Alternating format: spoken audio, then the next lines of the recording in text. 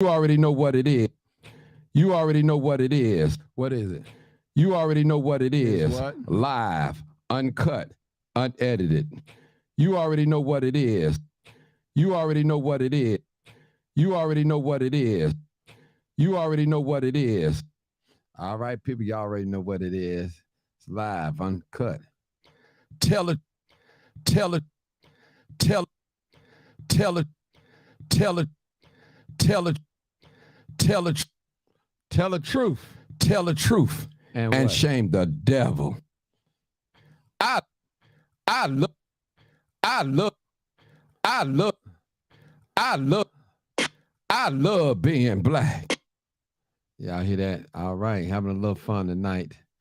All right, come on in, people.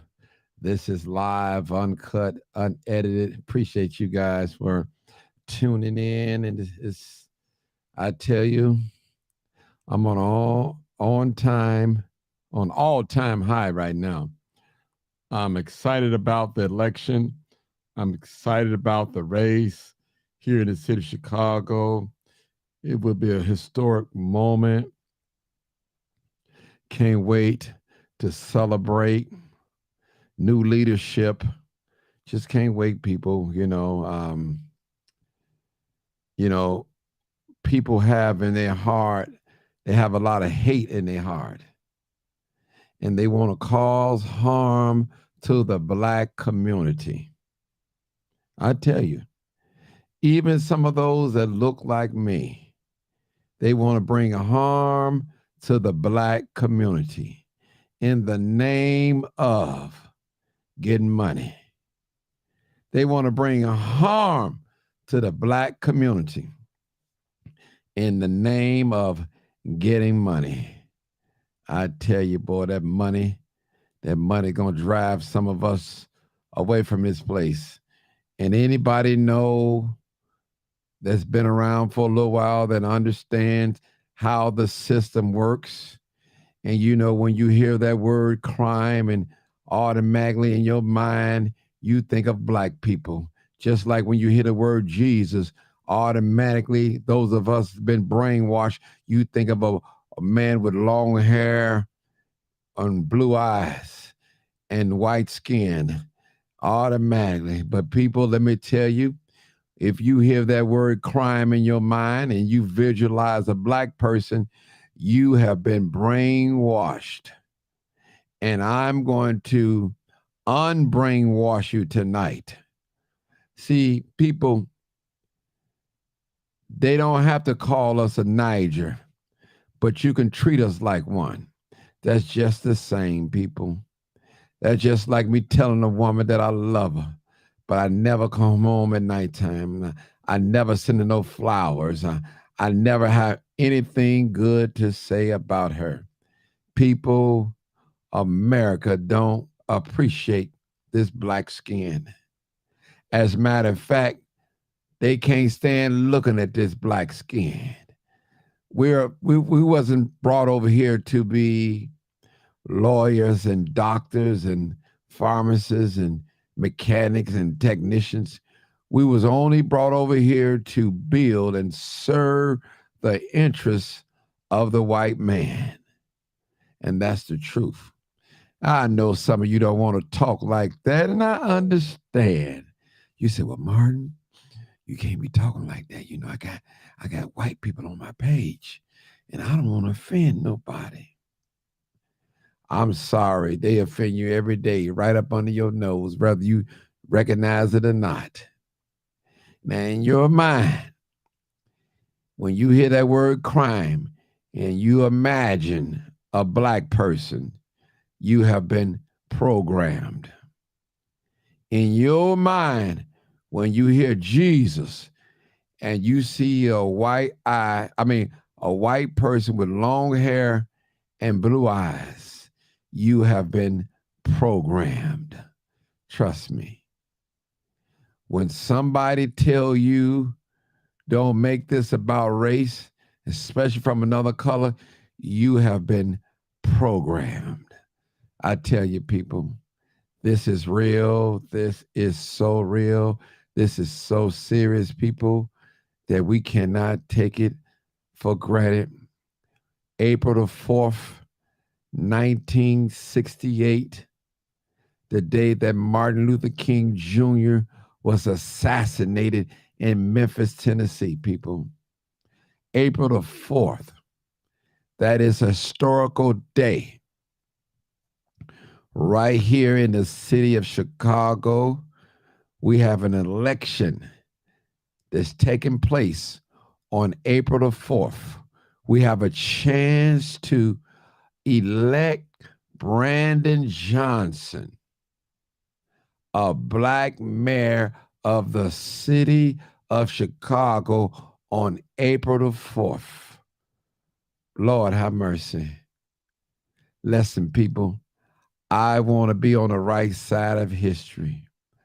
I don't want to go down in history and say I voted against the brother. I didn't believe in the brother. I had malice in my heart. I had jealousy in my heart. I had envy in my heart against the brother because I felt like that I should have been in that spot. But people, let me tell you something. Let me just tell you something. The scripture said, how can they preach if they have not been called? Sent, that's the word I'm looking for. People, let us consider unlearning some things that we've been taught. We've been taught that everything is white is right. We've been taught that. And anything that's black, it ain't right. Something got to be wrong with it. We ought to question it. Y'all know I'm telling the truth and shame the devil. Y'all don't want to witness that. Listen, black young men and ladies, you have an opportunity to go down in history books and say, I was a part of electing a black mayor in the city of Chicago. We haven't had another black mayor, approximately 36 years. 36 years, people. And we all know that they killed Harold Washington. We know that Harold was poisoned. We know that, people. But we're so under the control of the media. The media is like the fourth branch of government. And I want to challenge our thinking tonight. We shouldn't be moved all the time by what we see. We shouldn't be moved by that, or even what we hear. Sometimes we just have to know within ourselves, not think. We have to know what the outcome is going to be. We have to vision it in our hearts and our minds. Say the end is going to come out. We're going to be victorious at the end. People, don't allow white people to tell you that this race is not about black and white. Yes, I said it. I said it. I said it. They don't want you to vote because the man looks like you. They don't want you to vote for that. But I'm telling you, wouldn't it be a wonderful thing to see Brandon Johnson, April the 4th, a black man, a family man, live in the Austin community on the west side and one of the most highest crime areas in the city of Chicago? We only had something similar to that, Brandon, if you're listening. We had Mayor Jane Byrne. She moved inside of Cabrini Green projects. It was so bad back then. And Brandon, you don't have to move. You've already living in Austin area. I appreciate you, Brandon Johnson. And I'm going to celebrate with you. I'm going to shout with you. And I'm going to push you to another chapter in your life. And you're going to take us with you to the city of Chicago. And the only thing that we ask is just we get our share on the south and west side of the city. We're often left. It's always the haves and the haves not. And you know the have-nots is always getting things subtracted from them. But I thank y'all so much. I'm feeling good tonight. That says early voting. Yes, yes, yes. Marcia Dunn. Dunn, I see you. I see you. I see you. All right. LL Fred Jr., I see you. I see you guys. I see you. I see you. I see you. Michelle Richardson. Amy DG, I see you. Big Cover, I see you. Peggy, I see you. Lisa, how you doing, Lisa? Listen, Lisa, I'm gonna put you up here, so I need to talk to you, Lisa. Since I'm assuming that you're Caucasian or European descent. Listen, let me tell you something, sister. First of all, Black people don't have a history of hating. We don't practice discrimination and hate. We don't commit genocide. We don't teach our children hate other races. As a matter of fact, we do more damage to each other than any other race. So you don't tell me what to say on this platform. Did you tell your forefathers who written the United States Constitution that you tell me they didn't have black and white in their mind? You telling me that the slave masters and the slaves, the slave master at the top and the slaves at the bottom, you didn't tell me that they didn't have black and white? You don't tell me that Chicago is segregated by black and white and Latino, Mexican, and Asian? Is that hate? So who's designing the setup in Chicago? Who's segregating these communities? And you talking about hate. You're on the wrong page, my dear sister. And this is where we tell the truth. And what? Tell the truth and shame the devil. All right. That's what we say on here, sister. Don't you know when I go fill out an application, just even for housing, they ask me what's my race, ethnicity. What the purpose of them asking me my race for? When I go try to apply for a mortgage, why do they ask me what's my nationality, my race? Why? When you go online on the city of Chicago and apply, what are they going to ask you? What's your race? Come on, mama. Let's keep it 100. You know who the real haters are. And it's sure not these people that look like me. You know that. You know that. All right, Lisa. Anything else, Lisa? Appreciate you. Appreciate you, Lisa. Anything else? It is about black and white. Did all the white people vote for Brandon? And the majority of the black people voted for the black aldermans. So you tell me it's not black and white? Why would you want to tell us what not to vote? So you're going to tell us we sick. You're going to tell us what our lying eyes don't see. Is that what you're telling us? Come on now, sister. It's a new day today. It's a new day. I love being black. I guess I'm racist for saying that, Emma. I love being black. I love being black. I love being black. I love being black. All right. You're welcome, but your comments aren't welcome. Talking like that. I tell you, there's a Brandon Johnson page over here. Ain't nothing over here for Paul Violence. We don't vote for nobody that's been a failure in every city that he's been into. Connecticut, New Orleans, Philly, and Chicago. Come on now. You know I got to tell the truth and shame the devil. Listen, I'm not afraid to tell the truth. That's them get along, go along Negroes. You know you mistreat black people in this country. You've been doing it for 400 some years. I tell you. Yeah. No, it's 2023. I'm not going to move forward. You tell the Jews to move forward and forget about the Holocaust.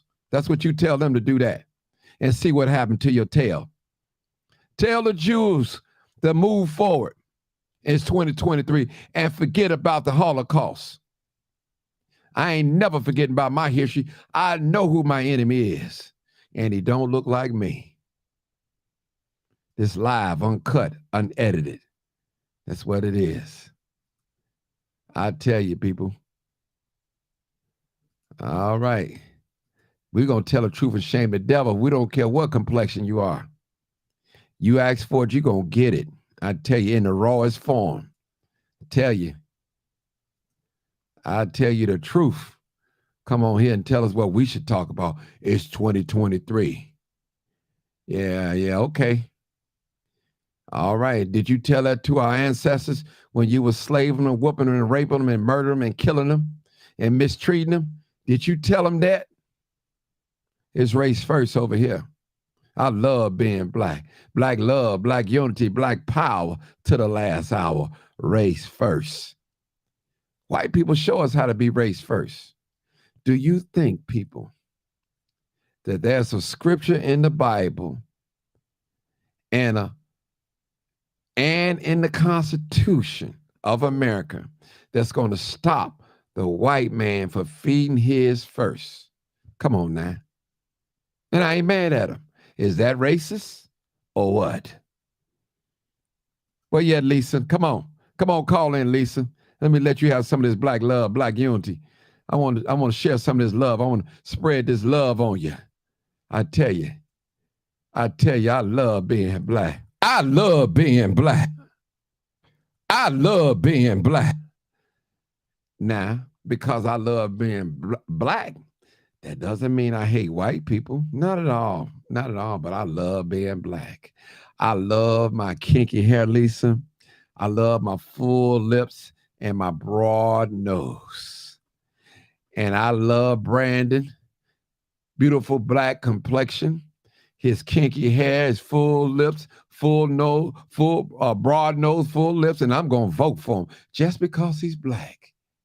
And you shouldn't have a problem with that. Can I keep it 100? Can I tell the truth and shame the devil? Can I tell the truth, Lisa? I got to tell the truth and shame the devil. I tell you, this is a Brandon Johnson page over here now. Now, if you're looking for Paul Vallis over here, you on the wrong page. Now, if you want to spy, you can spy. Just don't say nothing because you're going to get scorched over here. That's what's going to happen over here. Yeah. I love being black.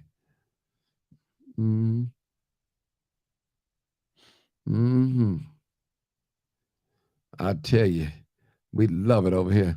Look like I got a caller. 0900.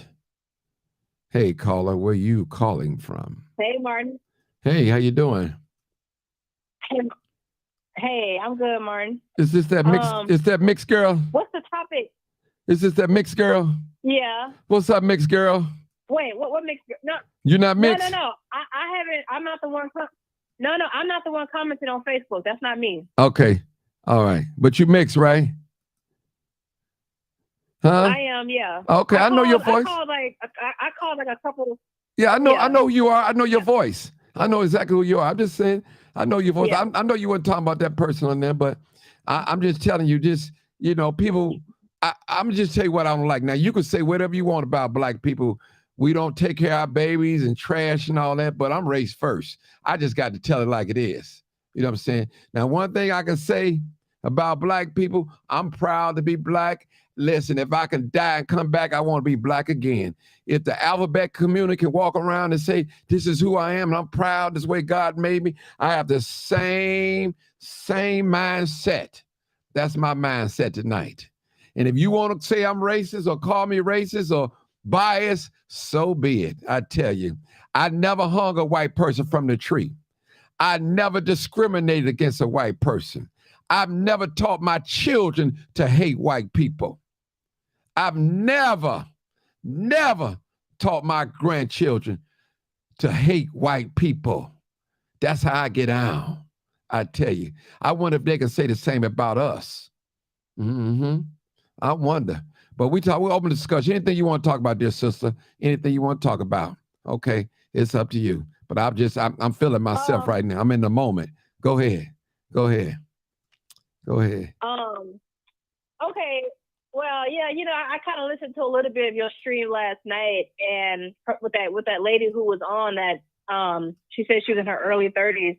Yes. And I didn't, like I said, I only watched a little bit of it. I was getting ready and I had it on in the background, so I probably watched like maybe 30 minutes of it. Okay. But I was a little bit disappointed to hear, because first of all, Martin, I'm almost 30, but I'm not 30 yet. And so she, of course, she don't speak for all young people. So I heard her saying, I want to speak for the young people, but, I found some things that was really concerning that she said, and it just really. Let me hear it. It just really.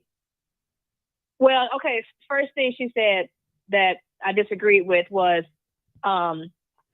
she said that her friends, I'm not saying her specifically, but she's saying that as a community, as a young people, their friends are like the trans people and the homosexuals, and she was saying, times are different now. And then, she was just saying like a lot of basically like progressive type stuff. And I understand that's the mentality of a lot of people my age today. I get it.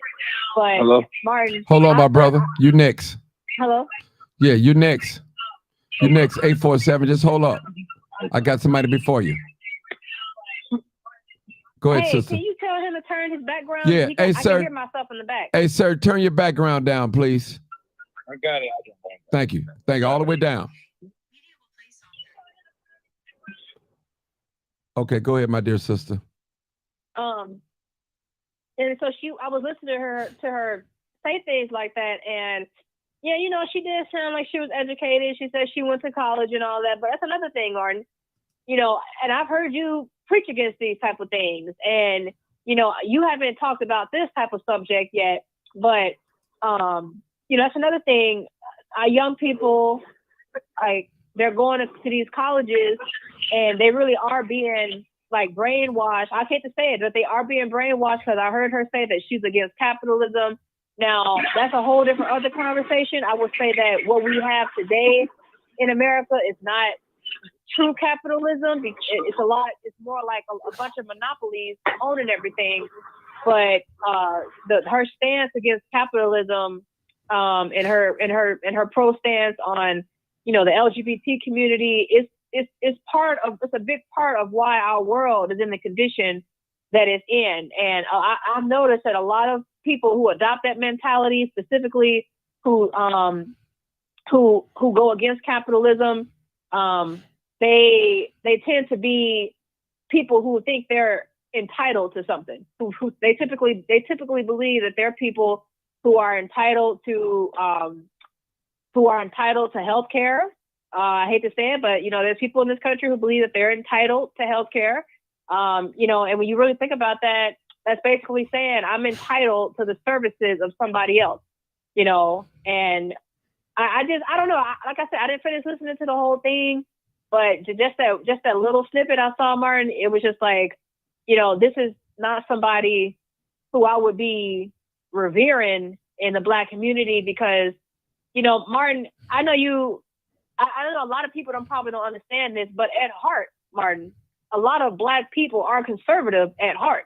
If you really think about it, a lot of us, well, I know it's changing now, but when I was growing up, a lot of us, we believed in working.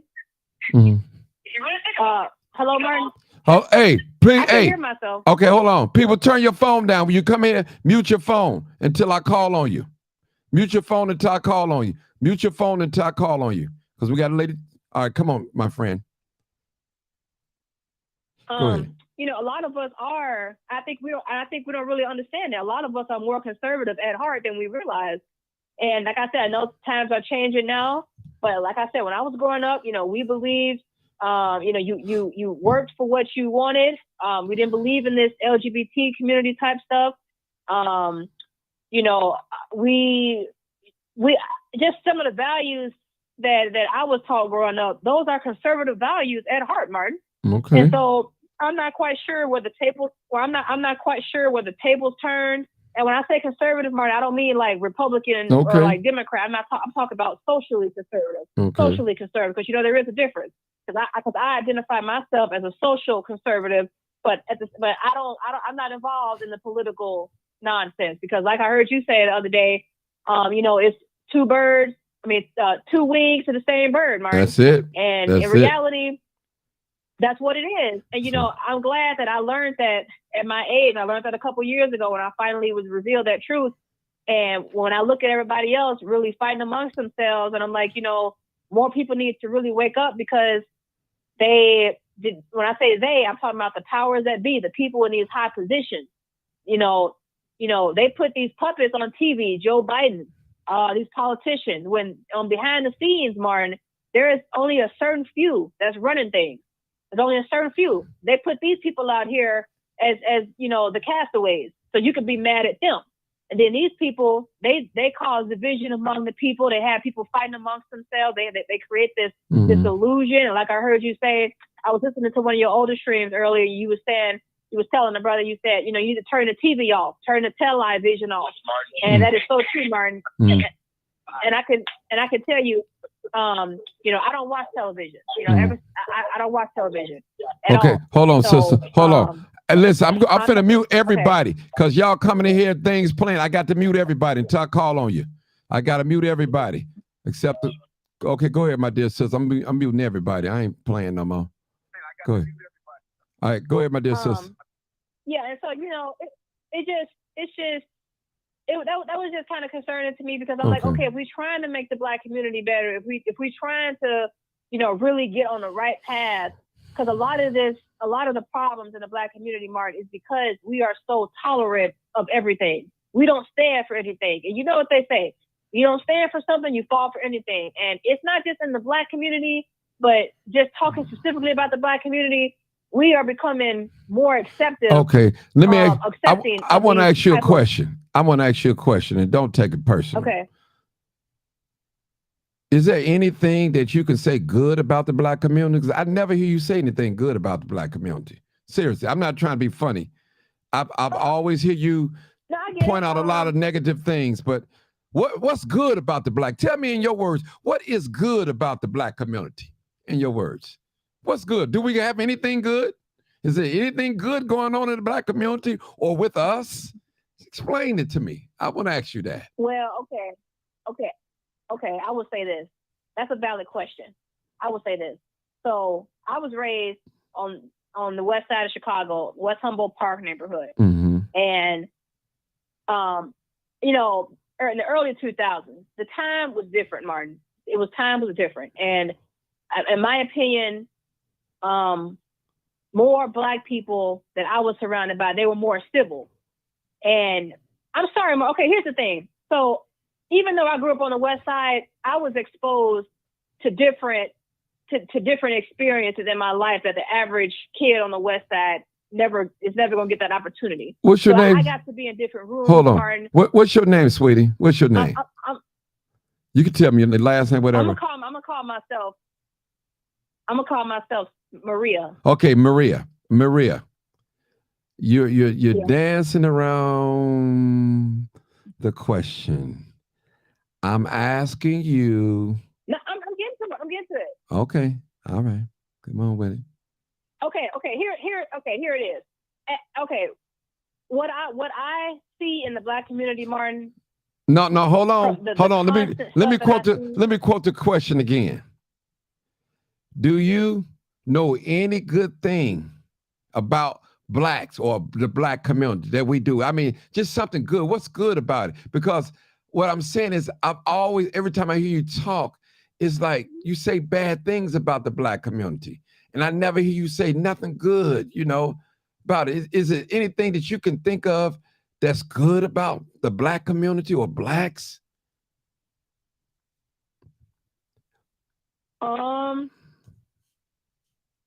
I mean, we have like some kind of like, what you mean? Like, what you call it? Like some type of organization, like with like programs for the kids. But in all actuality, Martin, as it stands right now, I cannot think of really more positive things than negative, because it's just so much degeneracy, so much. Maria, it's just all bad in my eyes. Maria, It's all Maria, bad, all bad. Maria, you didn't even tell me one thing. You haven't told me nothing yet. Even if you think more negative, but you have not. Yeah. Go ahead. I'm here. Maybe that's because I can't think of anything right now. Okay, I'm just being honest with you. Okay, Martin. this is what I'm gonna do. You know, I'm not ashamed of being black. Okay. I'm not ashamed of being I didn't say black. you was. I didn't say you was. I ain't accuse you of being less. But this is what I'm gonna do. I need you to think about it for a minute. Hold on. Let me go to the next caller. Okay. What you think about? See if you can come up with something. Okay. Okay. I ain't gonna hang up on you. I promise you. I'm gonna go to the next caller. All right. Let me get to this next caller here. All right, caller. All right, 847 area code, 847. Come on, caller. You need to, sir, do me a favor. Turn down your Facebook. Listen to the phone, not Facebook. It's me on the line now. I know, brother, you got to turn your Facebook down if you want to talk to me. All I want to ask you, what brother, you have to turn down your Facebook. I'm here. Brother. I did. All the way, turn it off so you can talk to me, brother. Just talk to me. Don't worry about looking at it. Just turn it off. All right? Because if not, I can't keep wasting time. Okay, now I'm going to have to go to the next caller. No, you don't. What's the question for tonight? Okay, it's no question. It's really no question. What is it that you want to talk about? Now, I can tell you what I was talking about. I was just talking about I know you're talking about race, like why black people just don't stick with black people, because it ain't always about that. Sticking together, especially when it ain't getting run the way it's supposed to be ran. You know what I'm saying? No, I don't know what you're saying. You got to tell me. I'm always go with my people. Okay. But it's just like she feels something different than what somebody else feels. It ain't always jump on that side or jump on this side. Okay. But your own people ain't even rocking with you. So when people say that they black first, Marie, you know, black people ain't even stepping with each other. So, hold on, Marie. I gave you a chance. Hold on, brother. Hold it, brother. Hey, brother. Listen, we're not going to get out of order. I gave her a chance already to talk. So I'm talking to you, okay? So Marie, you going by the name Maria? Okay. Please do not interject, okay? They didn't do you like this, so don't do them like that, okay? I got you waiting so you can get your thoughts together. Then you can come back at me with a full ammunition. I don't care. I'm waiting. Okay. All right. Now come on, brother. 847. What I'm saying is, we stick together, but then what do we be sticking together for? When you always got somebody playing their coattail. You know what I'm saying? Mm-hmm. It's like we doing this, we doing that with each other, and we doing this with each other, but then when it come down to doing it, you got somebody hating on them, and they both black. Okay. Hold it, sir. Marie? Yeah. Okay. I got Erica online right now. She just called in. The young lady that was on live last night. So I'm going to ask her to address some of your concerns that you had yesterday. So we're going to start all over again. Forget the question I talked to you about, but we're going to start some of the concerns that you had about her yesterday about the LBGQ and all that, you know. So she's on the line right now. Erica, are you there? Erica? Yes, I'm here. Can y'all hear me? Okay. Young lady, she said she had some concerns about some of the things that you were saying last night, and she wanted them addressed. I'm not disrespecting nothing. I want to hear what we talking about. Sir, I'm not talking to you, sir. I'm talking to the two ladies. Okay. All right. We got to do things decent in order now. I thought it was my turn. No. Okay. Come on, Marie. What you say your name, Marie? Come on. So tell us what you tell us. I'm here. Tell us what's some of your concerns. Okay. Now I don't know how much you heard of me talking, but like I said, I didn't listen to the full video. I only listened to maybe like 30 minutes of it. And I was just kind of concerned because, you said you was in your early 30s and I'm almost 30. And so we like in the same age group. And I just was, a little bit kind of disappointed to hear, because you do sound educated and stuff like that. Because you did say you went to, I think, Roosevelt College or University downtown, and I hear these kind of point of views and beliefs from a lot of college educated people in general. The younger they are, and I believe a lot of it is just it's a lot of brainwashing and just kind of the wrong kind of thinking because. I am someone, I did not go to college. I did a semester at a community college downtown Chicago, and I figured, and I decided that it wasn't for me. At the same time, though, just because someone did not go to college does not make them, quote unquote, uneducated. But anyway, like I said, I was disappointed to hear you kind of someone who is educated in the community and who Martin who brought on his show as somebody, to promote. I think it was a disservice to the Black community to promote such degeneracy as the LGBT and trans community, because we know the ever rising problems that's bringing on all communities, not just Black community, but on all communities, and specifically just the Black community. And we can point to the example of Dwayne Wade and his son.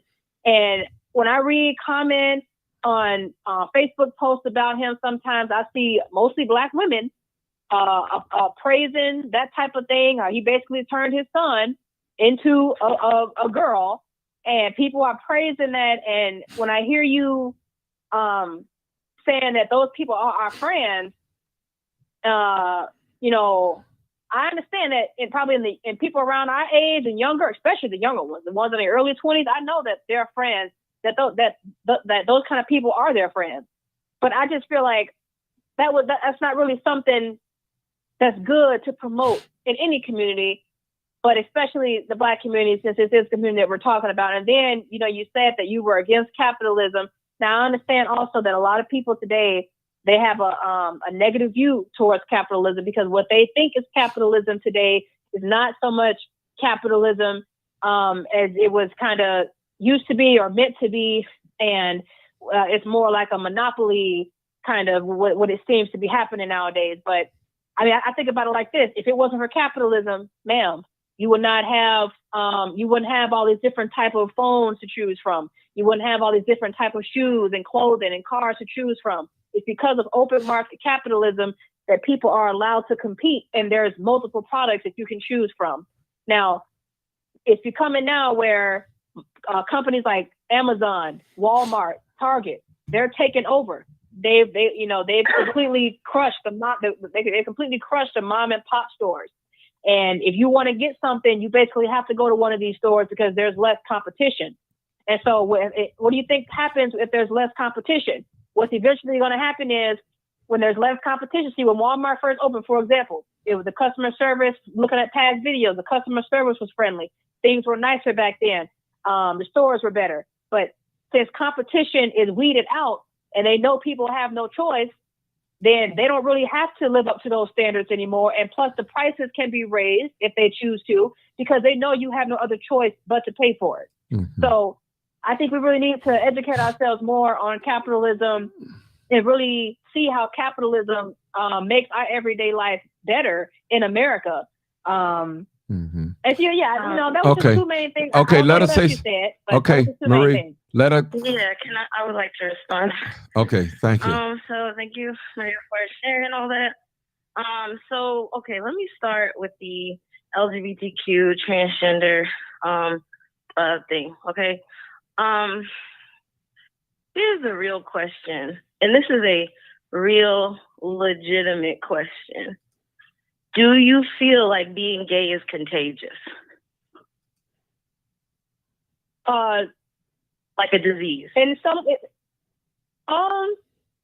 ways, Yes, because there's this thing called grooming. That's very real. Okay, so Whether it's indirect or you direct. okay, so me and you grew up in the same, about the same age. So we grew up with Disney movies, right?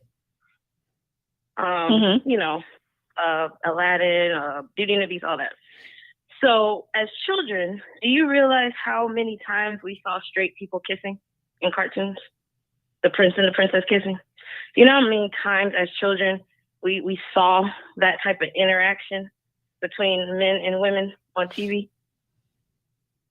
Like, Yeah, think and about also how understand- often we saw that. Okay, now here's Yeah, the and thing. also okay. But let me finish.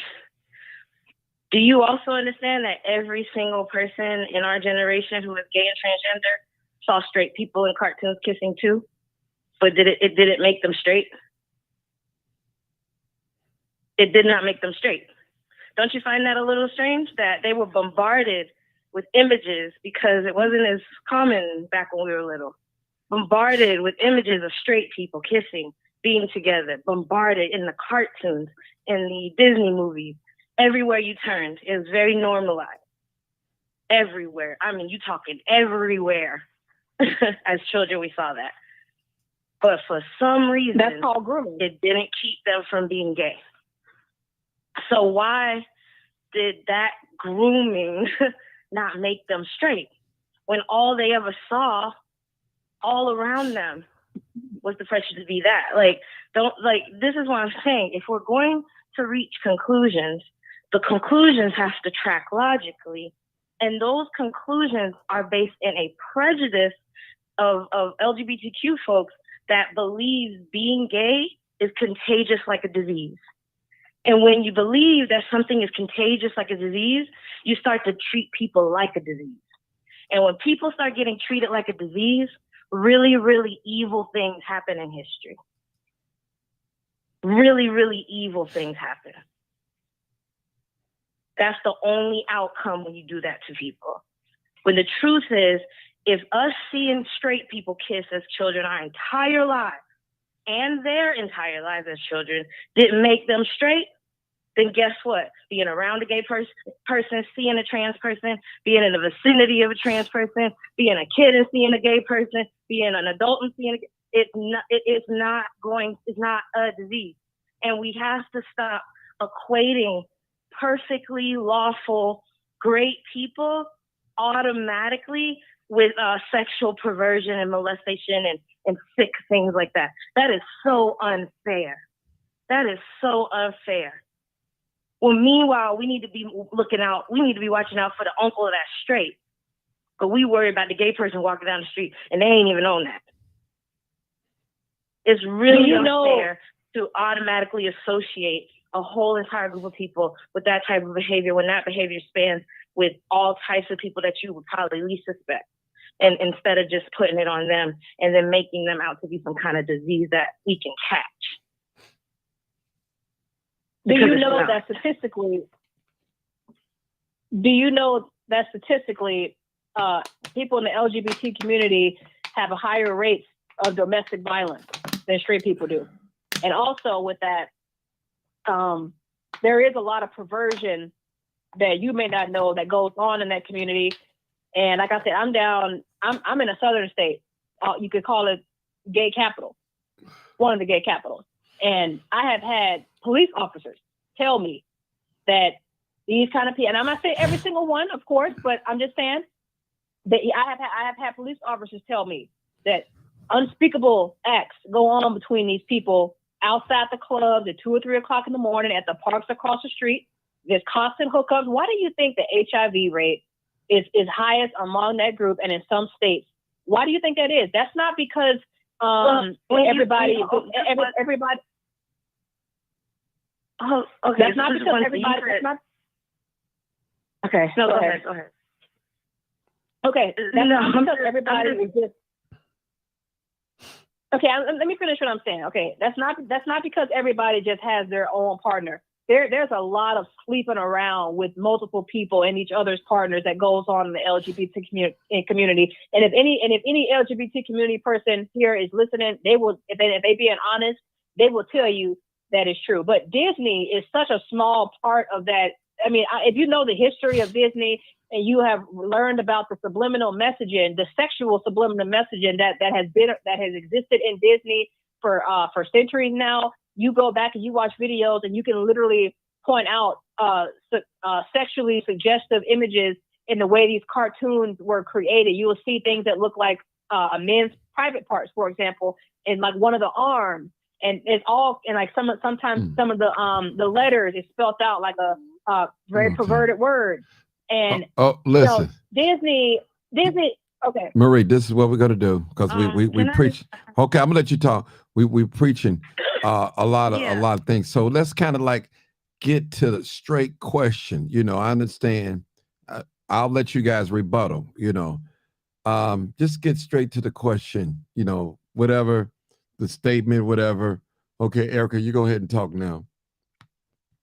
Yeah, let me respond to what it says. Okay, so and the point that I was making about Disney, by the way, it wasn't about the things about subliminal and all stuff. I was just using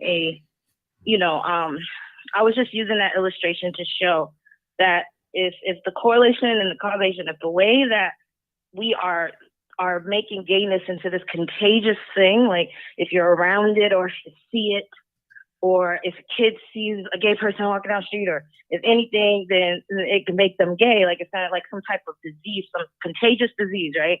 And I was using Disney as an example that if sexual orientation and sexuality, because you see it, just because it exists in front of your face, truly could make you be that orientation, then all the gay kids who saw all the straight stuff on TV would be straight. If that logic truly tracked. The only way you want to change the logic when it comes to gay people is if you have a prejudice that believes that their orientations are contagious. You believe they are contagious. You believe that they are like a disease. And the thing about diseases is that if you start treating people and their existence like a disease, very bad things end up happening in history because diseases are meant to be eradicated. And once we start talking about eradicating the existence of a group of people, we have a problem. That never ends well. It's a very bad track to go down just because you don't like the way somebody walks, talks, or what they wear. Just let it go. It's not worth it. It's not worth the carnage. It's not worth the despicable things human beings are capable of doing to other human beings when we go down that road. It's just not worth it. Leave them alone. Well, that sounds like a bunch of liberal talking points to me. But we can debate on this all night. But what it really comes down to is, it sounds like I come from a biblical perspective, and you do not come from a biblical perspective.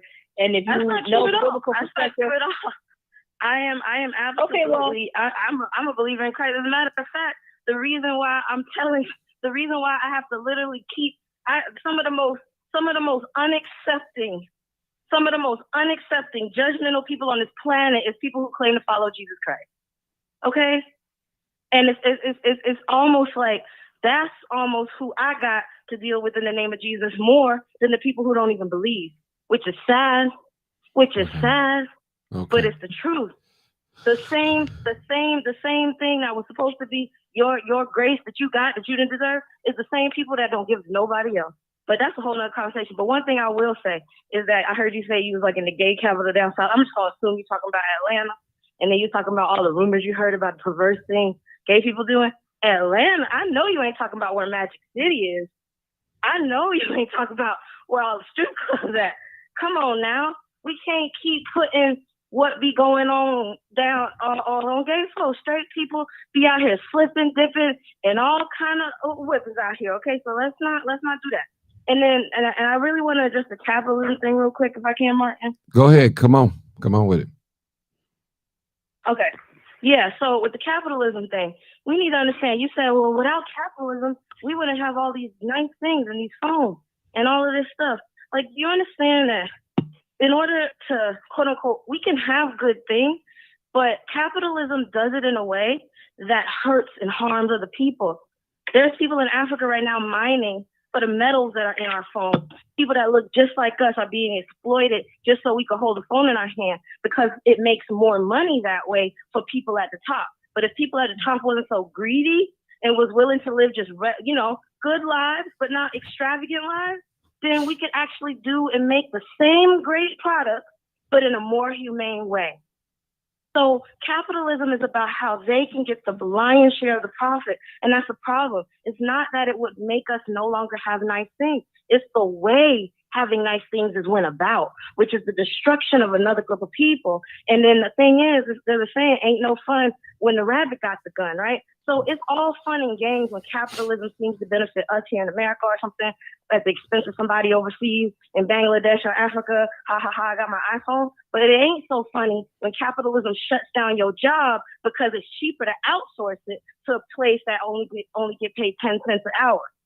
It ain't so cute. Capitalism ain't so cute then when they make those type of ruthless decisions just to make more money on the people at the top. And now you ain't got no job. And now the community that relied on that company for the majority of the jobs is in destitution like Detroit and all these other places. So no. Okay. An iPhone that's made through capitalism is not worth it when we can still have iPhones and challenge the greed of capitalism. That's the point. Yeah. So there's my responses, Martin. Oh, okay. Right. Martin, let me just respond to that real quick, please. Go ahead. Okay, so yeah, that's one part of capitalism, but a lot with the more regular part of capitalism that people do not talk about, especially in America, this is a country of consumers. Everybody benefits from low prices. Everybody wants low prices. I'm willing to bet that you are a shopper on Amazon. And if you're like many people out here, you're getting numerous packages delivered to your door every single week. I'll also bet that you are a shopper at Walmart and Target because you like the low prices, right? So, I've heard before the argument on here that the reason these companies have outsourced their jobs to third world countries, places mostly in China, is because they want to keep the black man out of work. When really, if you watch documentaries like I do, and just watch a documentary on Walmart specifically, there were that was made in the early 1990s or 2000s. There weren't just black people getting put out of work. There were white people getting put out of work, and it's also because it's not just because they want to. These businesses, it's not just because they want to necessarily go overseas. It's because they're forced to. If places like Walmart, people need to understand how this works. Places like Walmart, they have people that come in and they negotiate with the retailers, like Pyrex, for example, or Nike, or whatever the retailer is, and they basically bully them to lower their prices so much so that Walmart makes more of a profit, and the manufacturer gets less and less of a profit. And so if the manufacturer wants to be able to stay in business essentially and make some profit, they have no choice but to go over to China. They have no choice but to go over to another country to even be able to stay in business. So yes, in one way you are right, it is corporate greed. But in another way, if these products were made in America, Americans today would be complaining about the high cost. It's because we love low prices in America that we are that we send this cheap labor over there. We love cheap prices in America. Please don't say that you don't.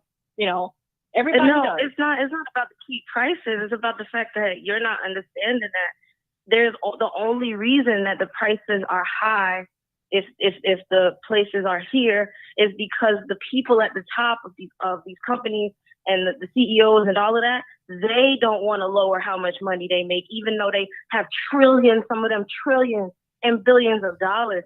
The prices could stay the same if they weren't so greedy. The jobs could be here and pay well if they weren't so greedy and if they didn't want to keep the majority of the profit shares at the top. So back in the day when we had more factories and more things going on in America, it was very affordable. It was affordable to buy things here in this country, and we were the ones making it. That used to exist in this country. Guess what else was different? The average CEO pay was nowhere near the big, humongous difference it is now to the average worker back then. Nowhere near. Well, you know, we can call, yeah, they made we more can money, call blame but they didn't make that kind of more money. It wasn't this ridiculous. This is overboard, and it is a part of capitalism. It is in the nature of capitalism to figure out how to make more money. It is inevitable. It is inevitable in the system of capitalism that people are going to try to figure out how to make more, not how to make less. And that automatically begins to cause problems. There is nothing in the mechanism of capitalism that tells you to stop. It's nothing in the mechanism of capitalism that says you gotta stop. And that's the problem with capitalism. Ma'am, that's called being in business. If you had a business, your main goal in business is to always try to figure out how to make more money. That's just and here we are. I have a business. Well, you know, another thing is, this is the thing, right? So at the time when Walmarts were starting to come into these communities, before Walmart was everywhere, your grandparents, your parents, they had a choice. They had a choice. When all these mom and pop stores were around, they had a choice. They could have stayed shopping at the mom and pop store, supporting the small businesses, but they made the choice to go to Walmart. And so subsequently put in their neighborhood store. Some of these people have been in business 30, 40 years. They have seen their children, their grandchildren grow up in the neighborhood. But when Walmart and Target, they started coming to these neighborhoods, everybody made the conscious choice. They were not forced to go. But because Walmart was able to buy more products for a cheaper rate and therefore sell them at a cheaper price, maybe it was only a couple of cents cheaper, they made the choice to go there. So you know what? It's not just the corporation's fault, because at the end of the day, we have a choice, and we still do have a choice whether to support those businesses. But now it's harder not to support them because the mom and pop stores are gone. Maybe your great grandfather had a shop somewhere. Listen. So we all have a part to play in it. Okay. This is what. Okay. And I totally. And just one last thing I want to say, and I totally get it, but you have to also understand that the mom and pop stores didn't stand a chance. It wasn't even about wanting to do the right thing and just shop at the mom and pop stores. The mom and pop stores themselves couldn't even sustain purchasing the amount of products they needed anymore, because the rate Walmart had caused there to be such a monopoly of even trying to get the products anymore at a reasonable rate. So it's just they could not compete. And it was intentional. It was a monopolization. So I wouldn't put that all on the customers when this entity strategically did such a thing to make it almost impossible for these stores, the smaller stores, to keep up with production costs and changes. So that's all I gotta say. But go ahead, Martin. All right, let me get back. I got Monique want to make call 217. Come on, Monique. She want to ask a question. So Monique, where you at? Can you hear me? No, I hear you. Can you hear me? No, I hear you. Okay. How you doing, Monique? Go ahead. I'm sorry. Why are you going? Hi, good evening, everyone.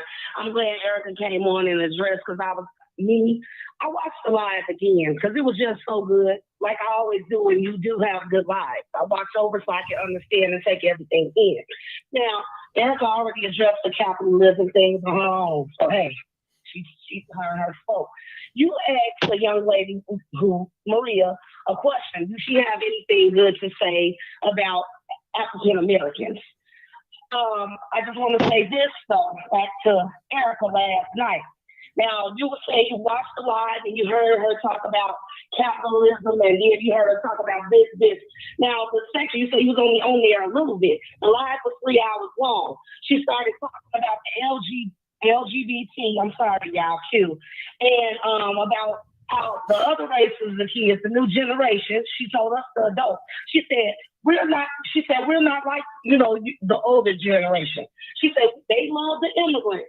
She said, and we love we have friends that are black sheep, which are the white people that have been, I don't want to say exiled, I'm using the wrong word, but have been outed by their family. She said, we all are friends. Erica said that, meaning why I'm bringing that up, Maria, she was able to say something nice about every, color and things like that. She wasn't saying it as a put down to, but, like talking about the other races. I'm sorry, because I don't want to be, I'm trying to take the right word. And she was like, we're all friends. She said, we don't think like the older generation do. She say, while we were fighting at a seat at the table, she said, while you guys were fighting for a seat at the table, we were at the table eating together. She said, it's just different now. And also, to go back to the question towards the end, when you was talking and Martin asked you the question, and it was kind of all over the place like me now, because I'm trying to find what I was saying. I've been on hold so long, y'all. Please forgive me. Mm-hmm. It's like when you were saying, okay, yeah, I agree with her. I mean, I don't agree, and she has her education and this things like that. She got to Roosevelt University. Now, for you to say that comment, I remember 2 weeks ago, you was on the line, we was talking about education. You said then, in regards to the education system and Black folks, that most of us, some of us don't want to go to school, we don't want to do this and we don't want to do that. It seemed like you got kind of a bit indignant when you heard that she graduated from school and she was majoring in this or whatever it was, psychology and this and that. It's like you didn't like that. Now, okay, here's someone that did the things that you said that we weren't doing. Why is it that you was upset about that? It appeared to me. Well, I wasn't upset. I was saying what I said after that was, I see this kind of rhetoric among people who go to college today, because a lot of people know that when you go to college, a lot of it is a bunch of liberal indoctrination, and that's just what it is. Because they come out, and a lot of college educated people, I've noticed, they have the same kind of talking points, and that's not by chance. That's on purpose, because they don't teach you how to think. Okay. Yeah, I just really want to respond to that. This idea that somehow when you go to college, you all like quote unquote liberal talking points. No. The purpose of college is for you to learn how to question things.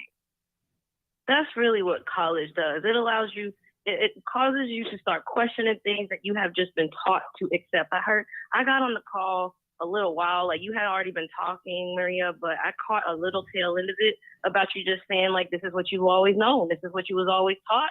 And this is what you was always brought up to believe, right?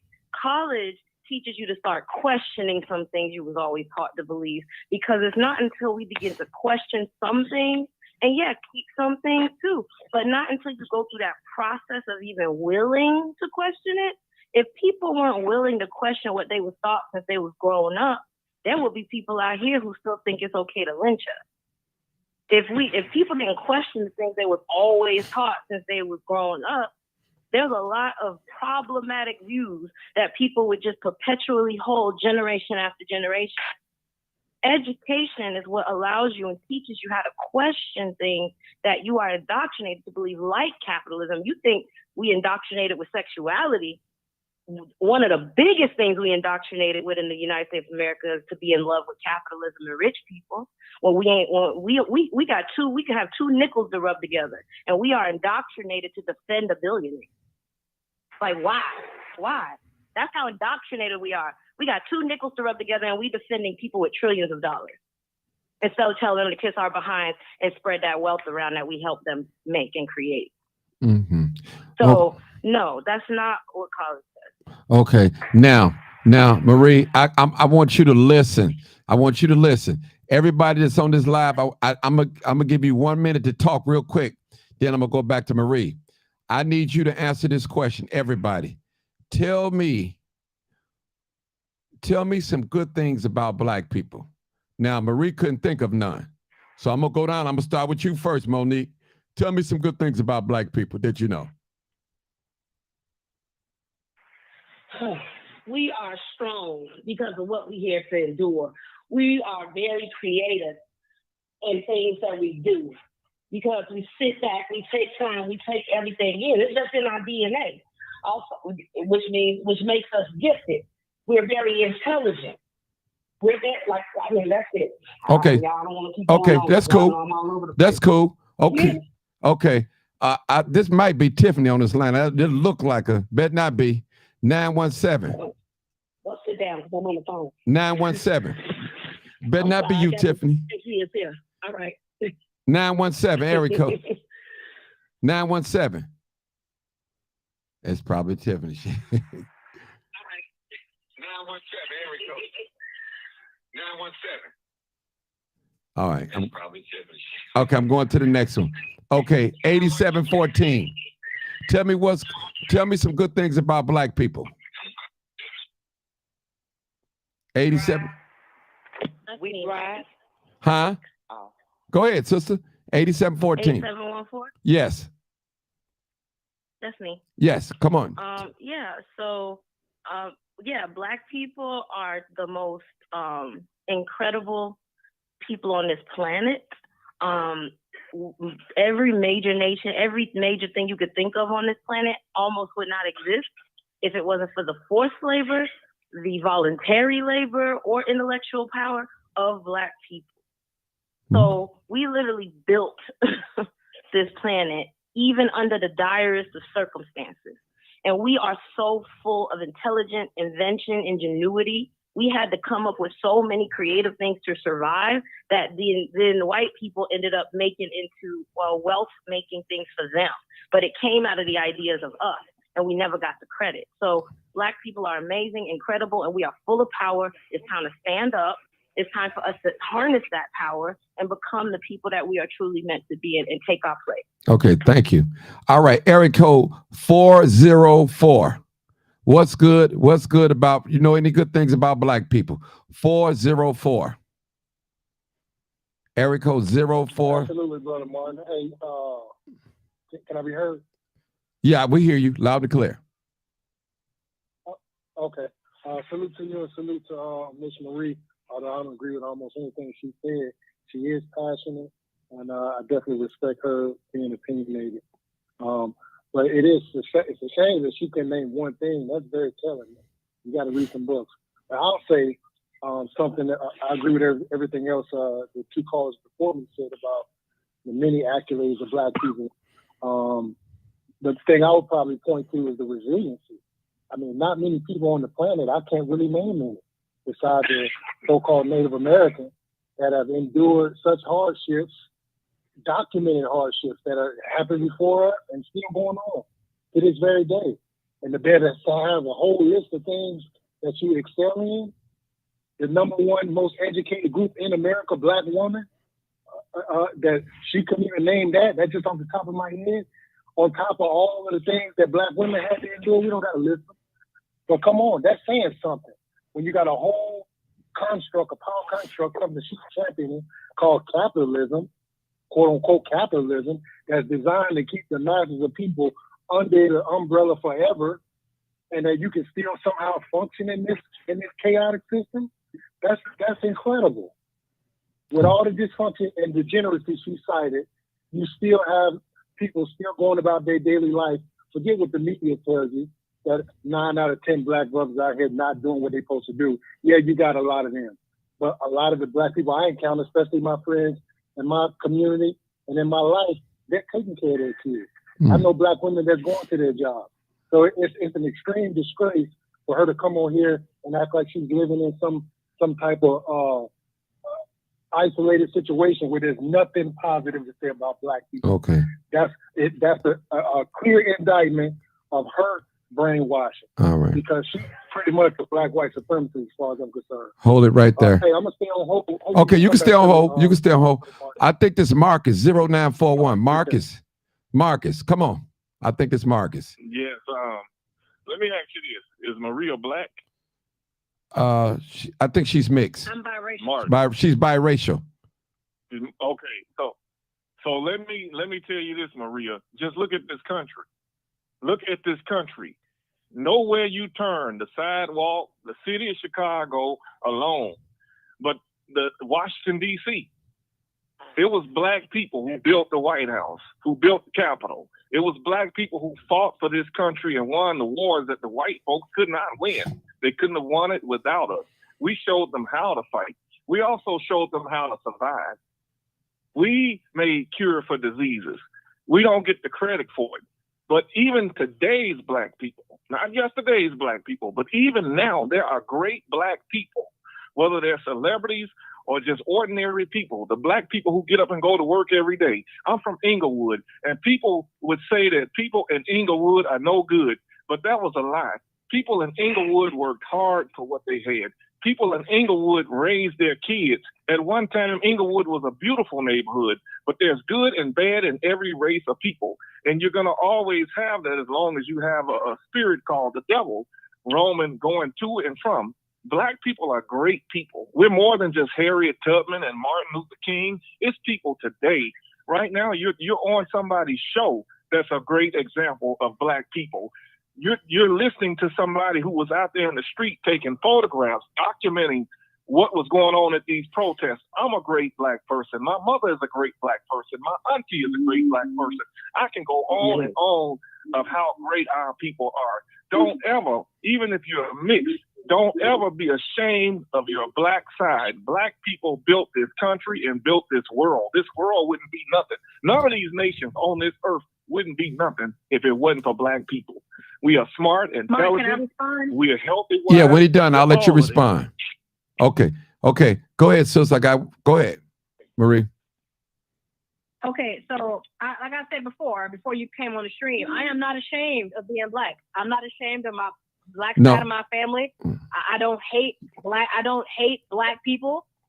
Contrary, from maybe you may think differently based on some things that I'm saying, but I do not hate Black people. If you really want to know the truth, as I'm sitting here listening to y'all, and I'm thinking to myself, I guess the real gripe that I have with the Black community as far as me concerned, and some of the things that I can think of that are positive, like I kind of insinuated before, I just feel like they're no longer existent. So that's why I couldn't really think of anything. I have some good things to say, but I just feel like those things are no longer existent from what I see in my personal life. Okay. But I'm gonna tell you this, as someone who is biracial, and we always say Black first and we stick with our people and all this stuff. But you know what, Martin?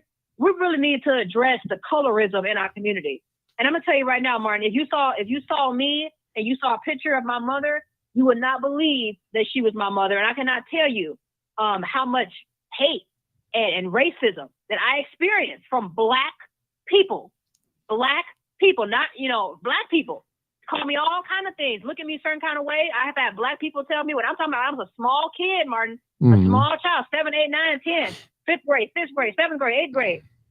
So years of people who look like you, putting you down and saying you're not Black enough and pulling your hair because my hair is not, my hair is quote unquote good hair, and the jealousy and the self-hate among I'm talking about the women. This is primarily among Black women, Martin. I'm not even talking about really the men. It was very little in the men, but I'm talking about the women, the vitriol and the hate and the racism. Okay. And and I hear y'all saying, oh, Black people are the most loving people and we don't teach hate and all this stuff. But Martin, when I was growing up, I experienced the opposite.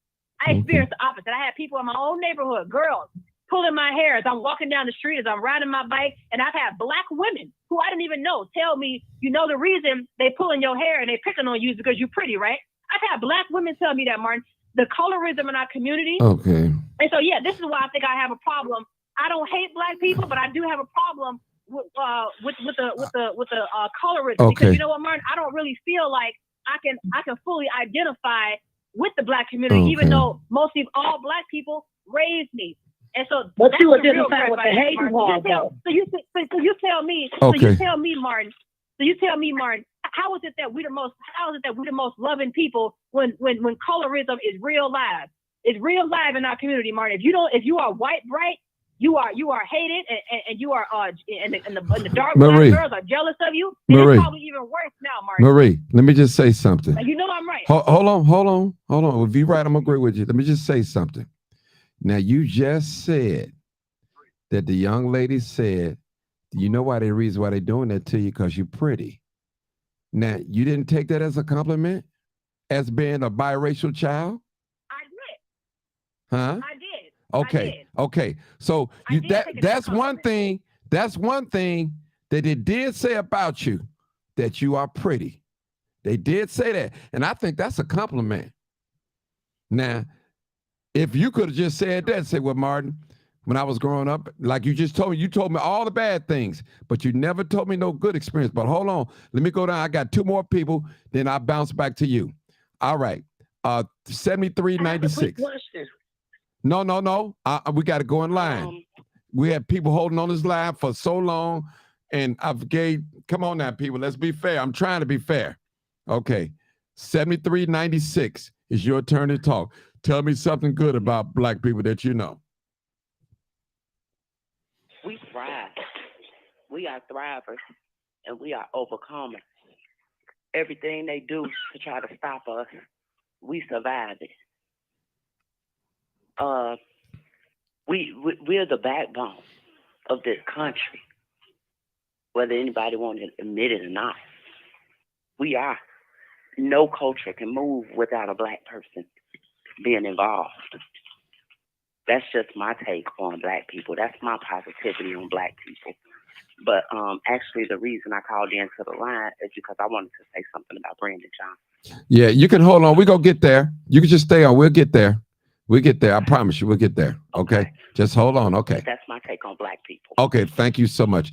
I believe this is Dr. Sanders. Hey, Dr. Sanders, is this you live on Cut Unedited? Tell me something good about black people. Hey. I just need to hear something good. Well, look, I had a beautiful workers meeting this week, man. My spirits are still lifted. Thank God for Jesus. We're stern people, very stern people. You know why? A few of the men that have started their own businesses, one that I'm not going to say everybody knows, but the late John H. Johnson, the publisher of Jet Magazine, you know, he was history. It took a small amount of money to build an empire. And that was stern. And he didn't have enough money to go to college to pay for his expenses, but he made his way in society. None of you all know Vernon John. You don't know him. You know why? Because he was the one that trained Dr. Martin Luther King. He was the one. Go look online, YouTube, and look at the movie. James Earl Jones played a miraculous part. We're stern in what we do. Being a former business owner for over 11 years, I know what it took for me to know how to run a business. And I needed college, but I also needed the SBA to show me and teach me what I needed to have before I sold my company. We're stern in what we do. We're more than entertainment. We're more than basketball players. We're more than dancers. We're more than vocalists. We have so many, as Brother said earlier, Dr. Daniel Hale Williams, Providence Hospital. We are stern. Once we know the method of what we want to do, we're stern and we speak proudly of what we do. Sometimes we have knuckleheads, but far beyond, our people were blessed. And they're still blessed. And they're still stern in what they do. Look at those who were timid, pharmacists. We're very stern. We know what we do. We don't sit up and just carbon copy nobody. We have ministers, preachers of the gospel. We have city workers. But we're stern. And that's one of the things that stick out to me. That's not an argument. It's not a debate. That's my view of it. I'm half of 100 with 6 years. So the thing of it is that, Martin, stern. Because when we do things, what you're doing right now, you're stern. There's a lot of classifications of good names that solidifies who we are. But it takes another generation to listen and learn what we are able to show them a lot different than what they have seen. And they're entitled to their own view. They are. But you got to go back to history and learn facts to know where we come from. But we are stern. We're very stern, chosen people. Okay. All right. We'll leave right there. Hold it right there, Dr. Sanders. Okay. Good. Go ahead. I was going to call on you, but go ahead. Okay. You know, we really need to talk about this though, Martin, because you know this is really starting to bring out a lot of emotions in me, and you know, I fully accept the fact that yes, I may have some trauma that has been a result of my ethnicity and stuff like that in the community that I was raised in. I won't deny that. And but the thing is, Martin, when I hear all this rhetoric about, and even today, Martin, I can come across a darker skinned Black woman, and especially if she's from the hood. Hold on, Marie. I can just hold on. What rhetoric? What was rhetoric? So I mean, they just told you. Okay, when people talk about all this, no, the rhetoric that I'm hearing and that I keep hearing, and and not just on this live either. Oh, Black people are some of the most accepting and the most nicest people, and I see otherwise, Martin. Okay. I see otherwise. Okay. Even today. Well, you need to go to therapy, lady. Okay, but let me finish talking. But especially when I was growing up, because it was the people who, and Martin, if you saw me, you would think most people think that I'm Puerto Rican. You would never know that I was half Black. Mm-hmm. And I've had people, all my life. So, oh, that's your mom, and be surprised. And the Hispanics, they don't want to deal with you because you got a Black parent. So they intimidated by you. And then in the Black community, they don't really want to accept you because in the Black community, especially among Black women, we hate ourselves. We hate our hair. We hate our looks. And so when you are perceived to be pretty, when you got long curly hair, you got light skin, you got certain features, they see you as a threat, Martin. Martin, I'm telling the truth. Oh, yeah. They see you as a threat because the self-hate is real. It's real, Martin. And so, it runs so deep. It runs so deep. And you know what I've decided, Martin? Mm-hmm. I've decided, and I hate it. They got to be this way. But I would never, and I haven't told my Black parents this because I wouldn't want to hurt their feelings. But at the same time, I think that they would understand, but I would never want to put my children through the situation that I endured when I was growing up. And so therefore, I would never have a baby by a dark-skinned Black man. And that's just being 100%. And it don't got nothing to do with being racism, because I am attracted to dark-skinned Black men. But at the end of the day, Martin, I know that I would never want if my child came out with dark skin and a certain grade of hair, and I would have to and my child would have to repeat that when I repeat it, and I would have to be repeated, and as a parent, I would have to be facing all this type of stuff. It makes me uncomfortable. Because I remember times, Martin, when I was a little bit younger. I remember there were Hold on, Marie. We got a question. Certain times during my childhood. Hold on, somebody got a question. Go ahead, Fofo. Please ask Marie, where does this hatred come from? This is not just random. That's it. I was just about. I don't have hatred. I don't have hatred. It's not hatred. Please change terminology. It's not hatred. Let me clarify what I'm saying. saying. Other people get chances to talk, but we got to stay on the phone for 20 minutes. We have. I apologize. I'm gonna let you speak. I just want Marie to address it. We acknowledge, most people that's on this call acknowledge colorism is a significant problem. My question to Marie: where does this line of thinking, this self-hatred that mistreated you and many others, where does that come from? Where does that program come from? Slavery. Is that slavery? Okay. Now, where did slavery come from? Let's back it all the way up. Who? Name the people that originated this line of thinking, because you haven't pointed the blame to any of them. It's only Black people that. Marie. Hold on. Yes. Hold on. Let that brother talk. Tiffany. He asked. Marie or Tiffany. No, Bye, bitch. y'all be cutting people. Get off the line, bitch. No, y'all can't do that Get on off here. here, bitch. You can't do that, ma'am. Get off here, Anglo-Saxon. Yeah. Bitch. You already know what it is. Live, uncut. Y'all can't do that on here. You cannot do that on here. And this is what we're talking about. You cannot do. Listen, this is a live, uncut. She's. So, Martin, I hope that wasn't directed towards me, Martin, because if it was, this is exactly what I'm talking about. That's what I'm saying. Exactly what you're talking about. Exactly what I'm talking about. Yeah. Okay, Fofo, go ahead. And see, this is why I have the problem that I do. Right. Martin, I really wanted to chime in real quick. Come on, just Erica. Like let some other people chime in as well.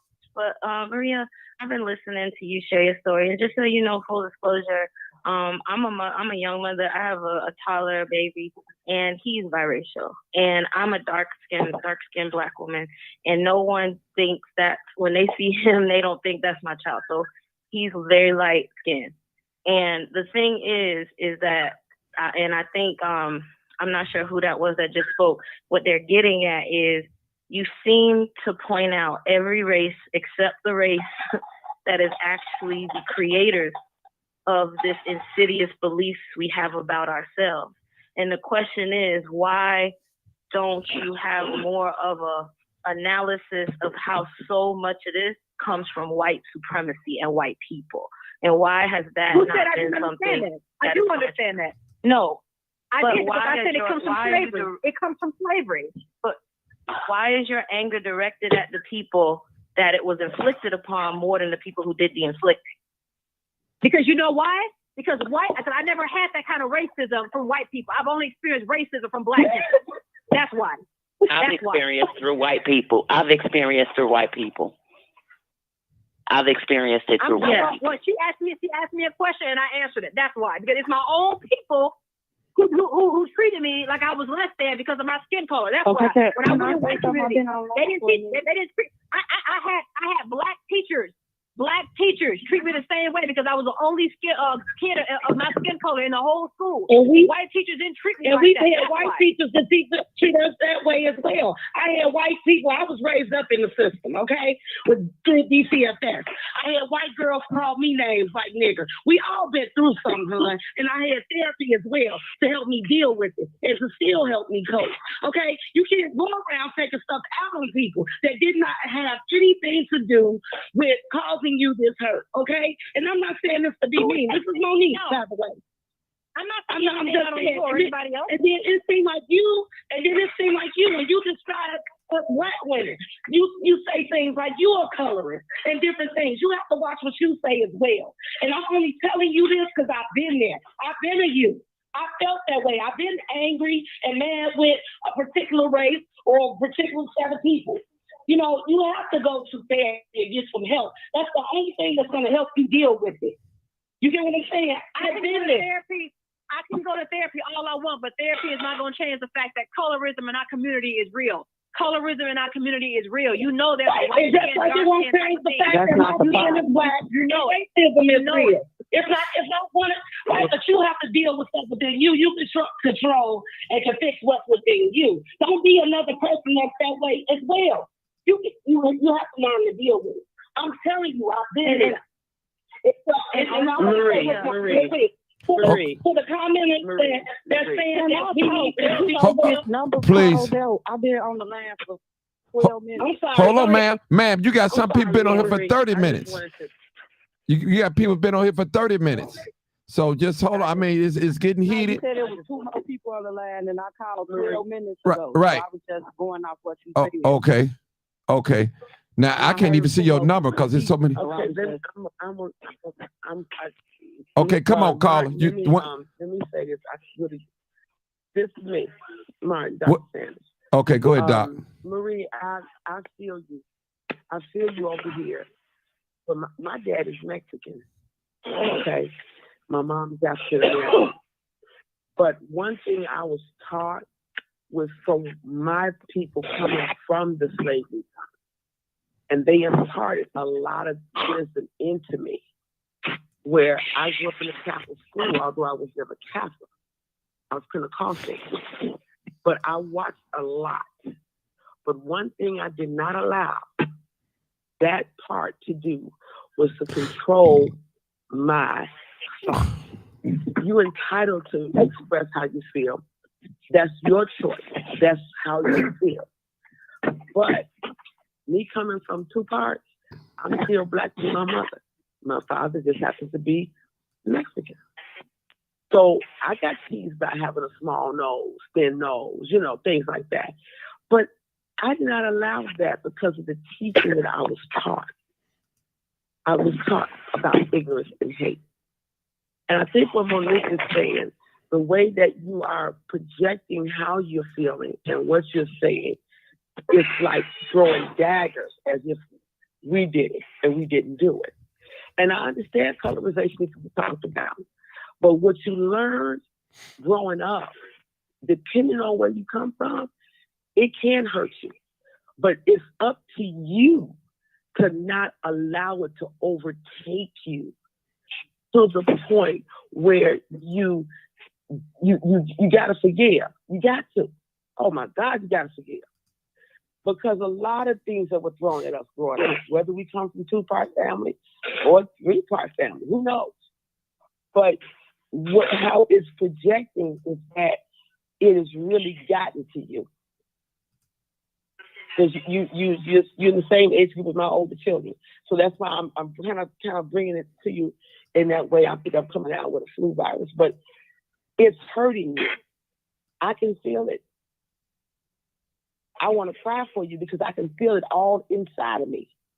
But I thank God for not allowing the bitterness to lie dormant in you. Because from that point, everybody will be targeted. Baby, let me tell you something. I'm a pastor's wife. I got a lot of angry issues of what I've seen going on in the church. And when I come at it, I get that scripture and I turn it to let that scripture work for what is wrong and what is right. You have a lot going for you. I can tell that. But that way that it's projected, what she's saying, is that it's like we are all in the barrel with the people that hurt you. We didn't do it. We weren't there. We understand your pain. You let us know your pain. We hear it. And it may not, sometimes when we say something, we don't hear ourselves because we operate in how we, and you're entitled to feel that way. But everybody that is Black is not bad. We didn't do it. We did not do it to you. We did not put our hands on you. We weren't the ones that degraded your beauty. We weren't the ones that called you out your name. We were not the ones who thought ill of you. The majority of them are much younger than I am. But Marie, we didn't do it. That's all, sweetie. We did not do it. If you have to deal with some issues, deal with the thing. Okay. Then you can take some time. Take some time.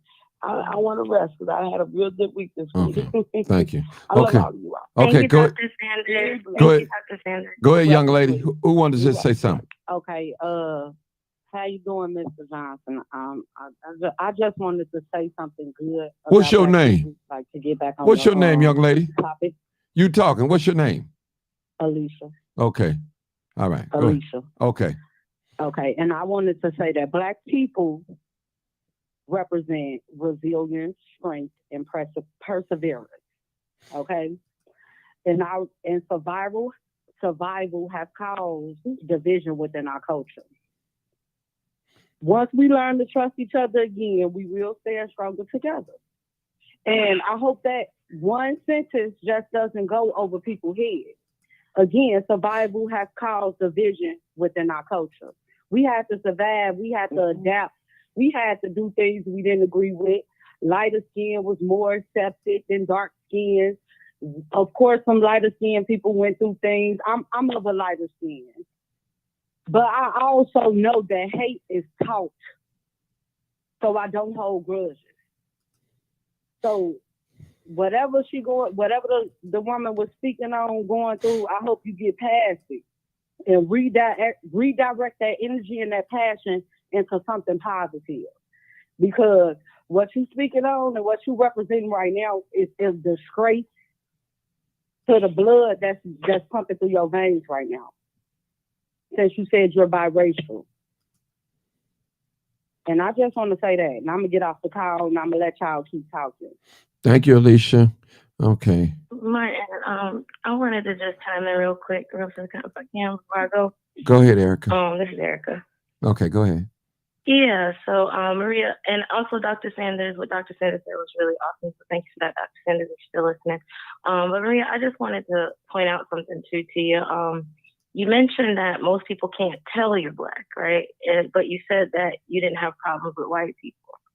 So sometimes you have to kind of analyze, if people can't tell you're Black and white people didn't give you problems, what do you think those white people might do when they can tell you that you're Black?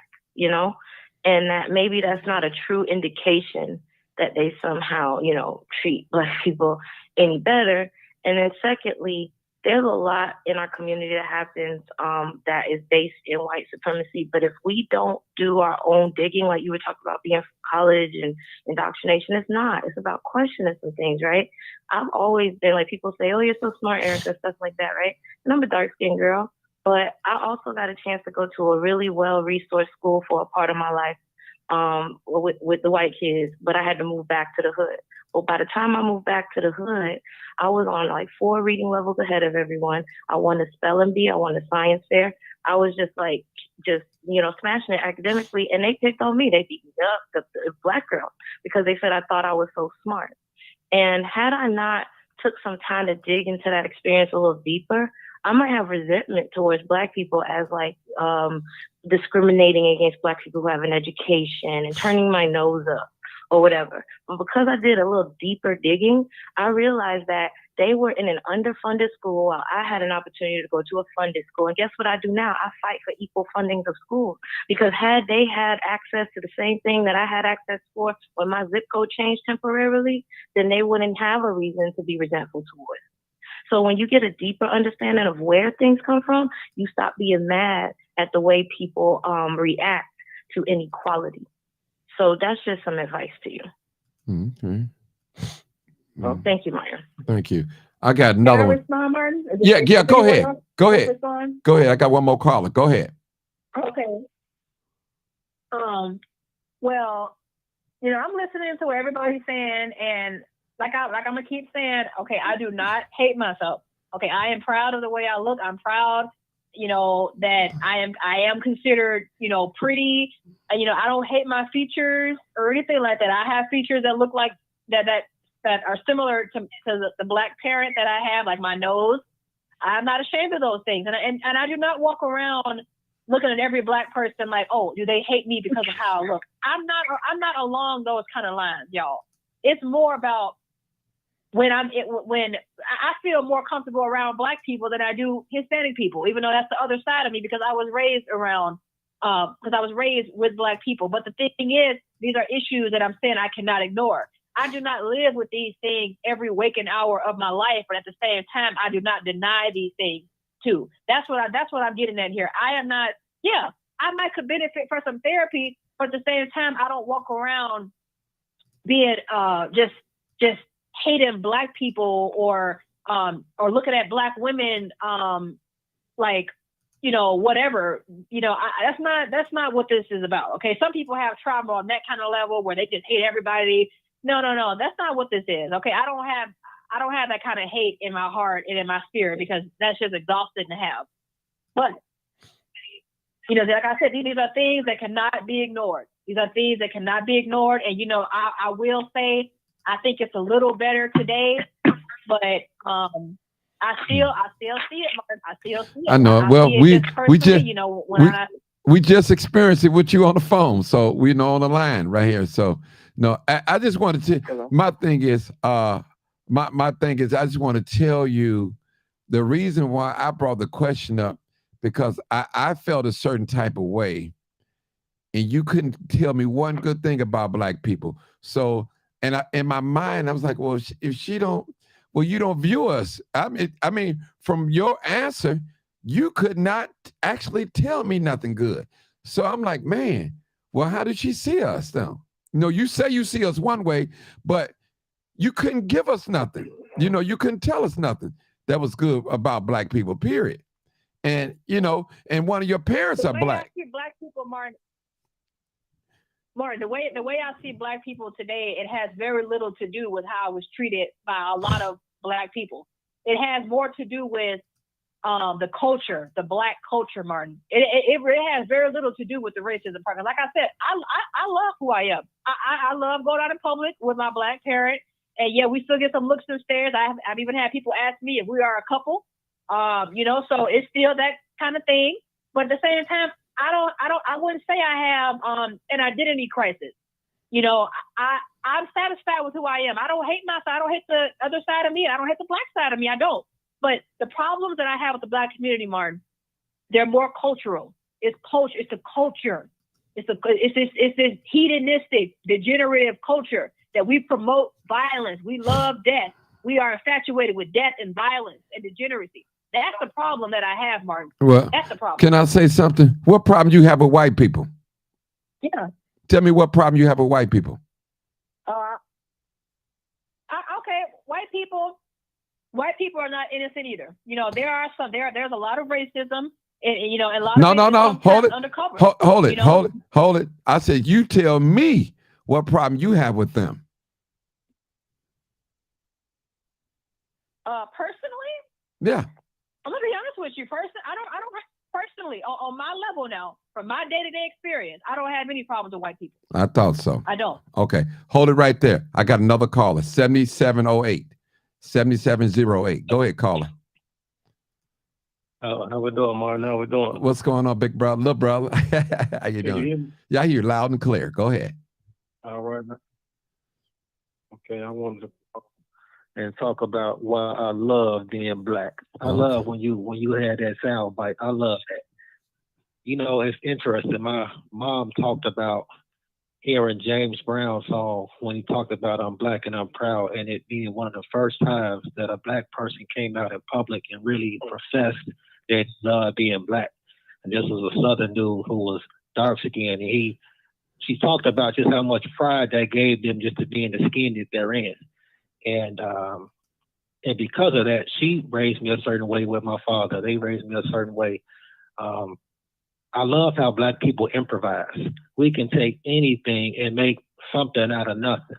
You can put us in the most dirtiest, dingiest communities. You talk to some of them project kids. If you ever hug somebody from the project, it's the best hug you ever got. You know what I mean? Despite all the negative stuff you hear, they know how to show love. They know how to show gratitude. You know, it's just there's no way we should be this prideful in some of the circumstances we've been left with. And we're just so resilient. And I just love that about us. I love that. And so when I hear people talk about how Black people hate themselves and they kind of refer to, let's say, women who have fake hair or the nails or this or that, what I would like to counter that argument with, well, then everybody hate themselves, because you got a lot of tanning salons out here. You got a lot of people that use collagen injections and they get breast implants and butt implants. And this is not exclusive to any particular race. Everyone participates in body mutilation. Every human being. There's a lot of white women who wear lace fronts. Now, that don't get promoted. Trust and believe. They wear weaves and lace fronts too. You just don't be seeing it. They patronize those type of products just as well as Black women do. You know what I mean? And so everyone kind of participates in that all throughout this world. And I've traveled some places. People who are darker skinned get discriminated on. And unfortunately, hurt people. And so a lot of people who then go on to hurt other people is because of how they've been shown discrimination and oppression. And it's unfortunate. But a lot of these things that we're talking about is not exclusive to Black people. I don't think there's anything that's exclusive when it comes to these type of societal, social things. It's more of a human thing, but people like to zero in on the Black community. But it's more pervasive than just, I can't really pinpoint a certain set of things and say this is a Black problem, when you really have to scale it out. And it's really just a humanity problem, because a lot of people experience the same thing just in different ways. Just the only thing is the microscope is on Black people. So it seems like we're the face of a lot of these things that we're seeing, but we're not. It goes on in every other community in different ways. That's all it is. But I love being Black. And I would never, like you said, Martin, if I had to go die and come back, I would never want to come back as nothing else. Okay, I'm still here. I had to step away real quick. I'm here. Yeah. Let me ask you guys a question. That's all I want to say. Okay, appreciate you. Appreciate you. Let me just say something. What I was trying to get Marie to see is that we all not alike. And the things that that was done to her early in her years and stuff like that, that was put down on us through teaching. It's called white supremacy. So what they did, they pinned the dark skin against the light skin one and vice versa. So that's what they've done so to divide us and things like that. I believe Black people come in 7 or 8 different shades. Light bright to all the way dark brown, dark black. So my thing, I was good to see her. I believe, now I'm not a psychologist, not like that, but I believe she carries a lot of bitterness, and rightfully so, because of her experience with women and things like that. But I want to say this. You have a lot of hate. You probably don't believe that though, because when I asked you the question, you couldn't tell me one thing. And so I'm like, man, that means that she hates Black people, and you said you had a problem with women, which probably was your biggest foe, at that time. So I was thinking like, okay, well, let me go down the line and let her know that Black people are great. We do great things and all that. But I will tell you this, Black people are more quick to kill each other and forgive another race than they forgive their own brothers and sisters that look like them. That's how we are. We've been taught like that. A lot of us, we have not been taught to stick together. Now we can lecture slide together and, go get drinks together and bike club and car club and all that. But when things really matters,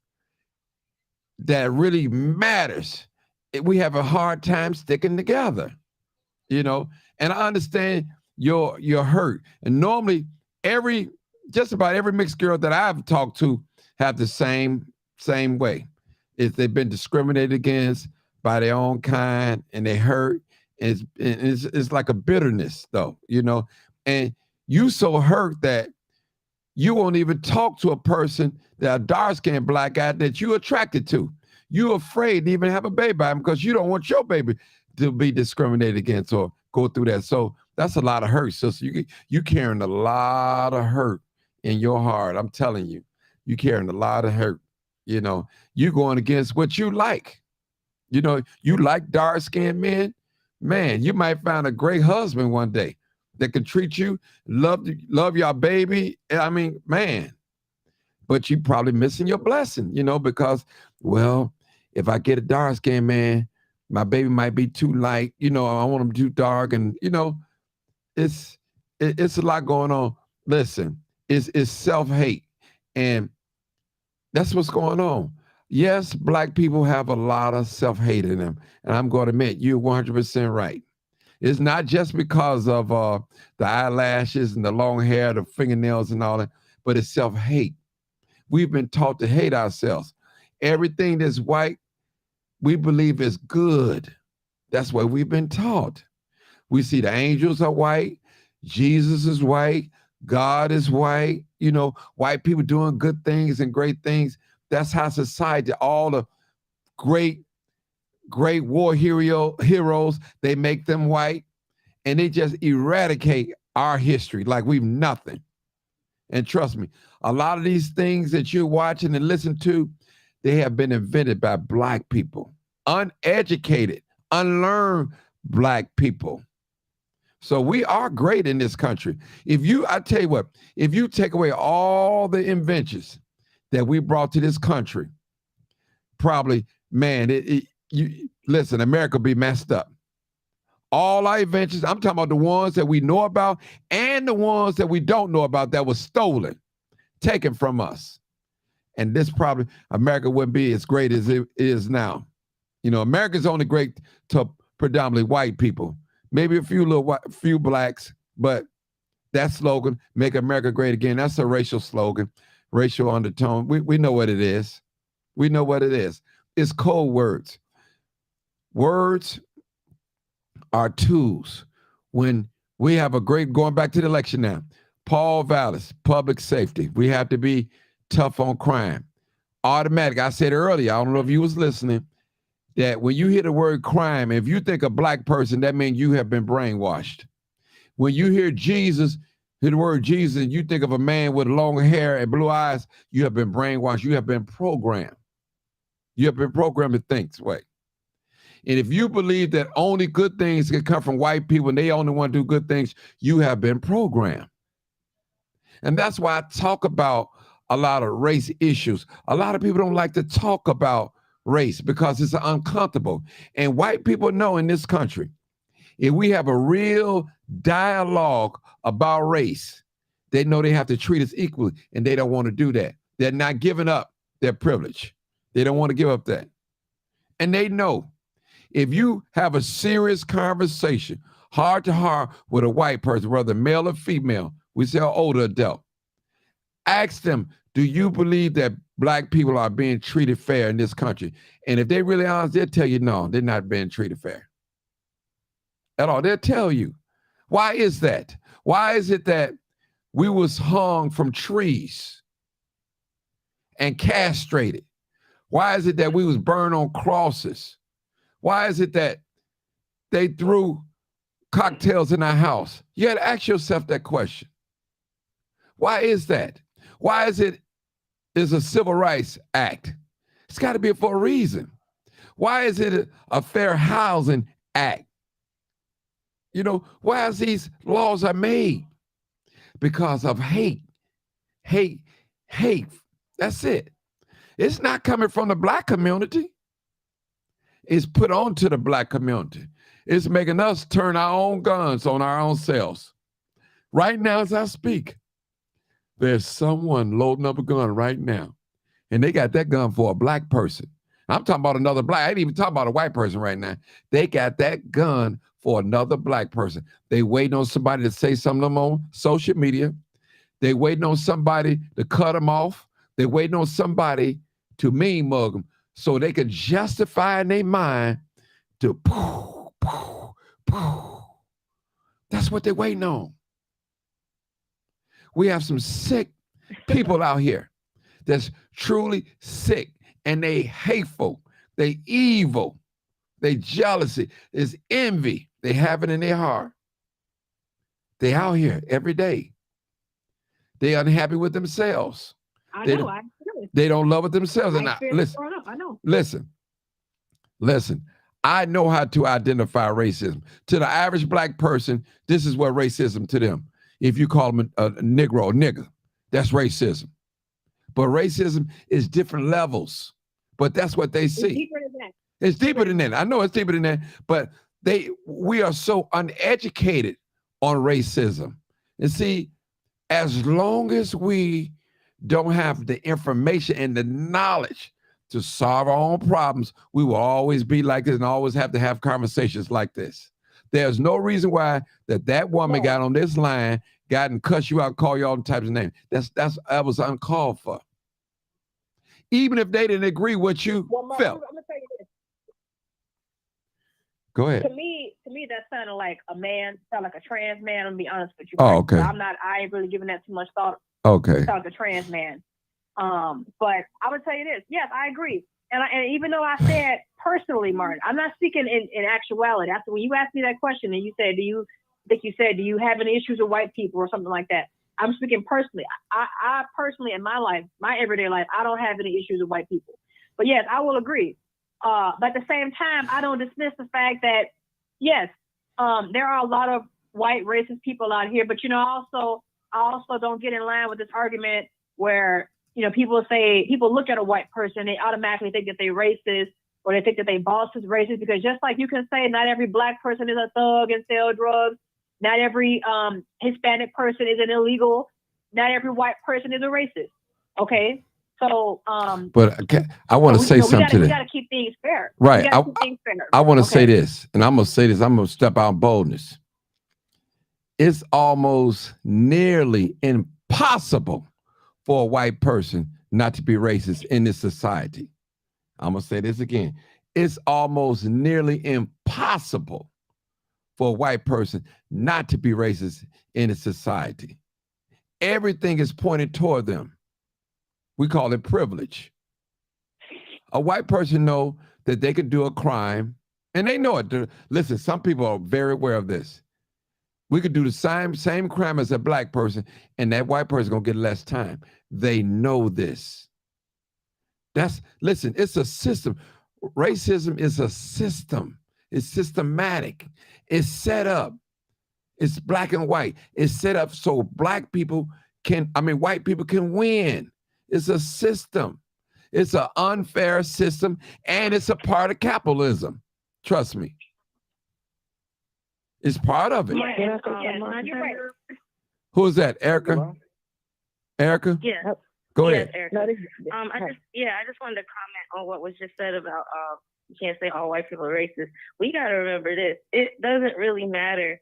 This is how deep and systemic, like Martin, like what you just said, is systemic, and it's just a part of the very system we live in and the air that we breathe.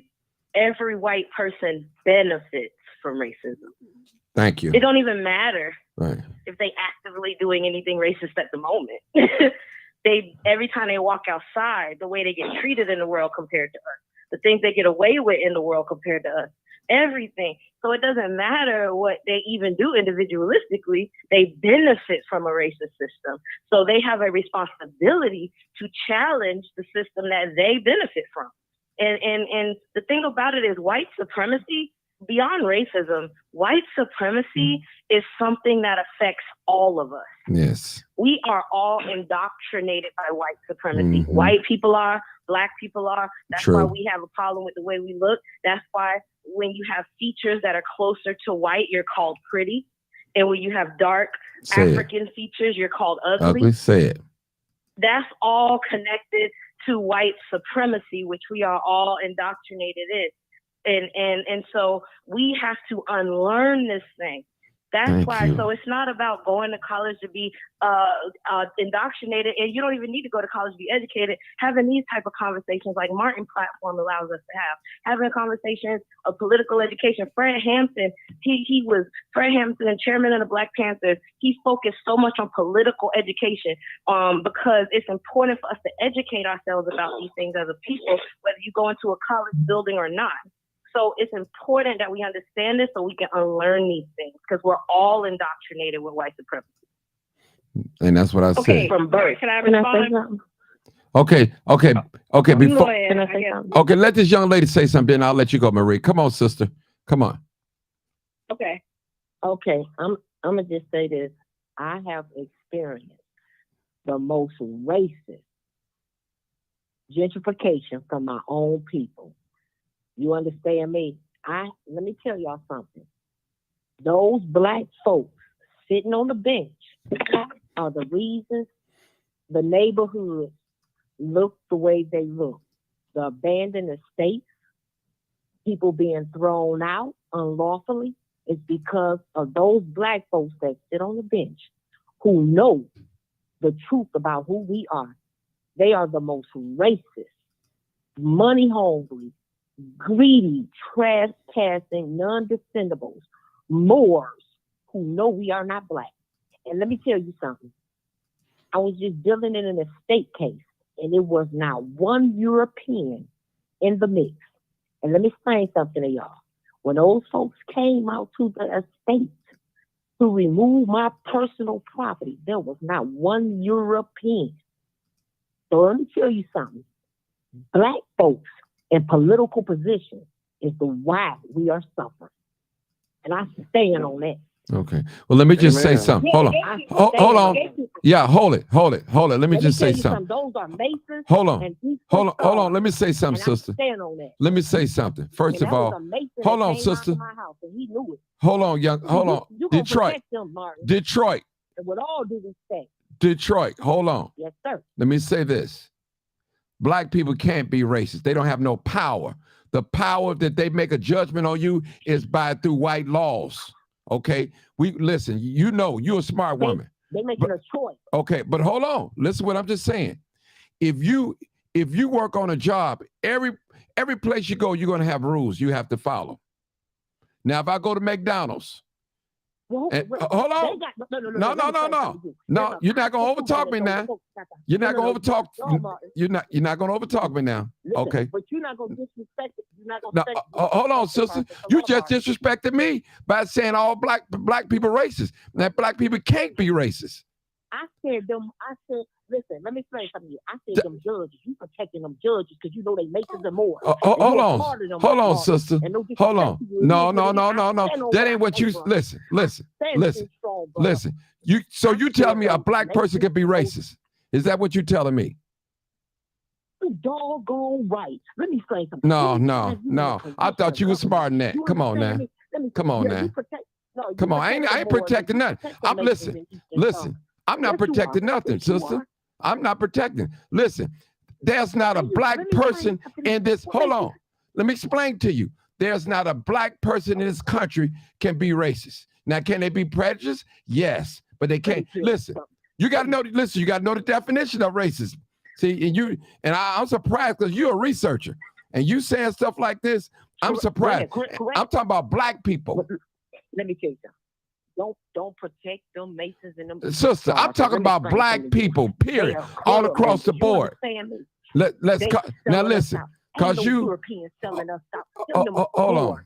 The dirty Moors. Listen. They in the political seats. They're councilmen. They're councilwomen. So, because you had a bad experience, they're lawyers. they didn't put. What happened? They put you. What they put you out of your house? Look at y'all neighborhood. They put you out of your house. Let me tell you. Let me say they use the force. Listen, sister. Did they put you out of your house? I'm an heir to this. Did they? Did they? Hold on. Under the United States, you understand me? The Republic was. She thinks she's gonna outtalk me. You ain't gonna outtalk me, sister. Detroit. You're not gonna do that. Not on here. You're not. It ain't gonna happen. Martin, it's so funny. Hold on, Rev. I just got one shocking statement to make. Go ahead, Erica. I got one shocking statement to make that's just gonna really blow this thing out the water. So everything she just talked about, how they took her furniture out of her home and Right. from the place and did all this stuff. Spoiler alert. They wasn't racist, baby. Those was capitalists. That's who you just dealt with. Capitalists. Maybe she just got evicted. Surprise. Yeah, because capitalists don't care if people have a roof over their head. They care about money, baby. Money. They don't care about people having roofs over their head. They don't care about people dying in the cold. They don't care about none of that. They did that. That was about money. Period. So what you dealt with, ma'am, were capitalists. Okay, Reb, you on here? Go ahead, Martin. Martin, can I say something? Who was that? Go ahead. Yeah. Cause you didn't took over. She can say something. Go ahead, Marie. Go ahead, Marie. Okay. I wanted to build on what you're talking about with the racism thing and what that lady from Detroit was saying. Okay. You know, going back to what I said, you know, I don't want people to think that I'm just completely oblivious to what the problem is in the white community. And I kind of want to combat what Erica said. Yes, I believe now, you know, none of us, if we're not white, we cannot understand it from their perspective, just like they can understand it from our perspective, right? We gotta just lay that down. So yes, but at the same time, I don't believe that every single white person out here is racist, but I do believe whether they want to admit it or not, or whether they purposely seek it out or not, yes, by natural causation, white people do benefit from racism, because even though you can have, a poor black person and a poor white person in this country is not the same. It's not the same. White people, a poor white person, 9 times out of 10, they still living better than a poor black person. Now that's for many reasons. Now that's not just because of racism. That's for other reasons too, because different access to resources and stuff like that. You know, it's not just solely based on the color of their skin, but I believe that does have something to do with it. You know, you look at things like redlining; those things are real. You know, so I don't deny racism in the white community, but you know, I'm just saying from my experience, Martin. You know, and it could have a reason, and it could have something to do with how I look. Like someone mentioned earlier, you know, if they knew that I was half black, would they treat me differently? Probably so. Some do and some don't. You know, a lot of people, like you said, Martin, a lot of people think that racism is just basically calling somebody the N-word, and we get so triggered when we hear that word. And I think that's a little bit foolish, because at the same time you go on these white people jobs and you talk all this stuff and that, but when you're on these white people jobs, you ain't saying anything, and you doing what they're telling you to do. And you going home, you're clocking out, and you're making your money, and you're spending it at these white people corporations. And, and you hate capitalism so much, but you go on and you're standing in line for a pair of $300, $400 pair of Nikes that only cost $25 to make. You're standing in line for hours for the latest iPhone. It only costs about $80 to $100 to make, but they're selling it to you for $1,300. And you've taken your tax money and you're buying these things. So, we got to make our mind up. Well, hold on.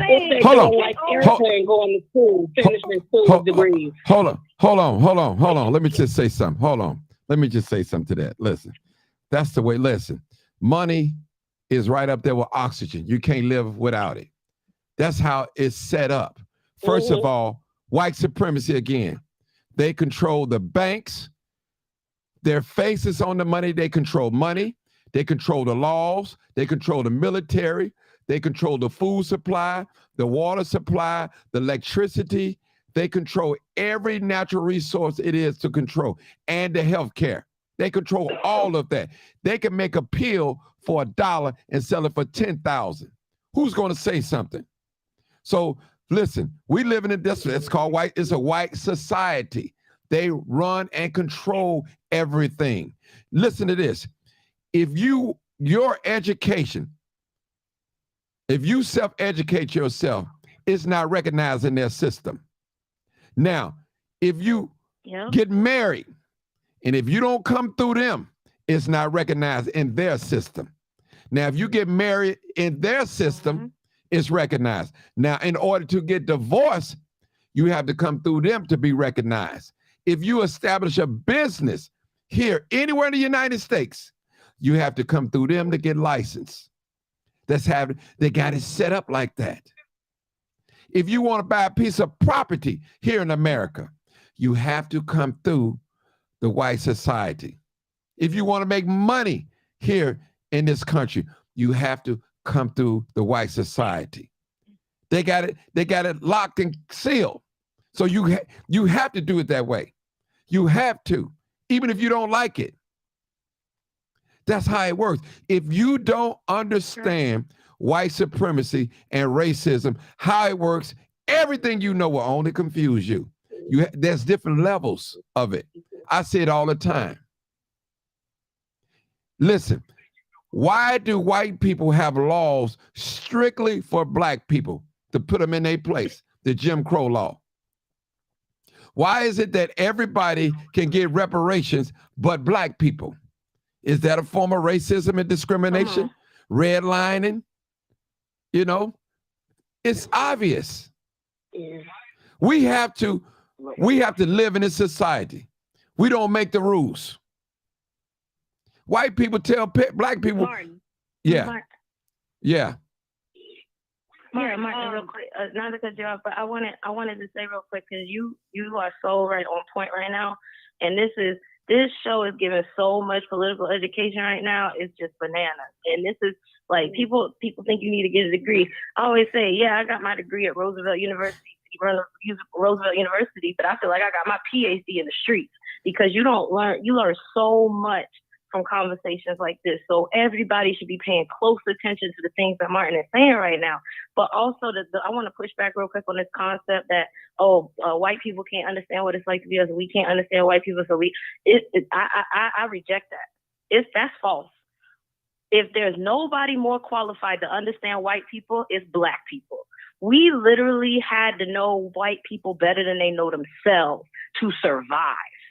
They didn't have to know crap about us, but we had to know everything about them. To this day, we got to know how they think, how they move, how they hire, how they judge us, what makes them pull the trigger on us when they pull us over or not. We got to know how we reach for our wallet versus keeping our hands on the steering wheel. We got to know when they are afraid of us. We got to know when we encountering a Karen. We got to know all types of stuff to stay safe as Black people. And these are things that white people are not even aware about themselves.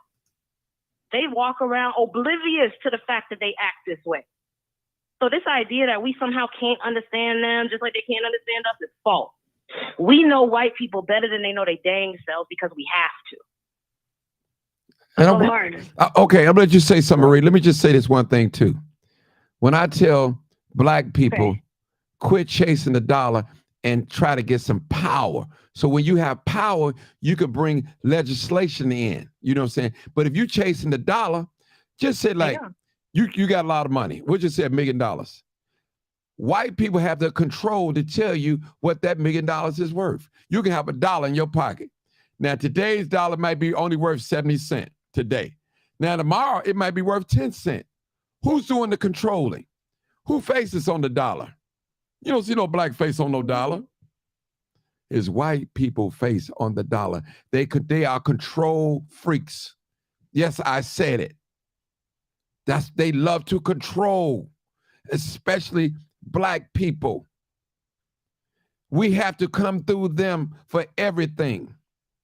They don't mind you going to college and get your education, but guess what? Your mindset is to come out and work for them and make them rich. I'm gonna give you an example. Listen to this, Erica. You can take a Black student and a white student and put them in the same classroom. And I said this before. And you can put a map of the whole world in front of both of them. And I guarantee you that both of those students, that Black and white student, they see it different. Now, let me tell you how they see it. Okay, the Black brother or the Black sister, she look at the map, she see Africa, she see Africa, she see this and all that. They see the lines and all that. Now, the white man looks at it like, okay, he don't see no lines. He look at the whole world as it's his. All of it's his. That's his thinking. That's how he thinks. Give you another example. Same mentality. A lot of going to school, college courses. Okay, Black person think, man, I'm gonna do great, get great grades in my thing so I can work for a Fortune 500 company and, you know, and make a lot of money. The white students thinking like, hey, I'm going to be the owner of the company, the CEO. That's his mentality. That's how he thinks. That's how we was programmed to think like the Black person. We have to unlearn our thinking, people.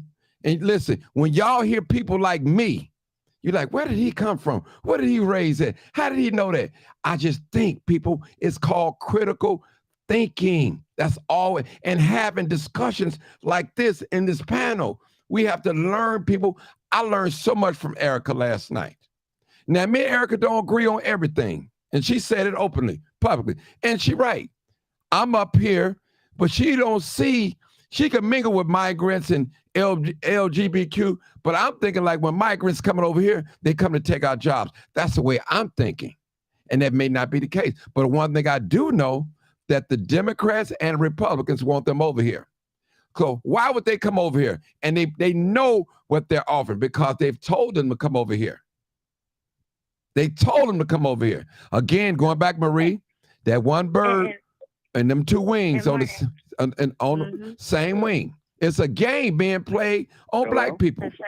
Now, don't tell me in the Black community, hold on, I need to say this. Don't tell me in the Black community, they shooting and killing each other and they're using drugs. Okay, who introduced drugs to the Black community? Who put guns in the Black community? So don't tell me, because our Black people shooting and killing each other, you put them there. And the reason why you know they was going to use them, because you starved their community. We got the highest unemployment, especially under Black men. Trust me. This is facts, people. This is the system that's working.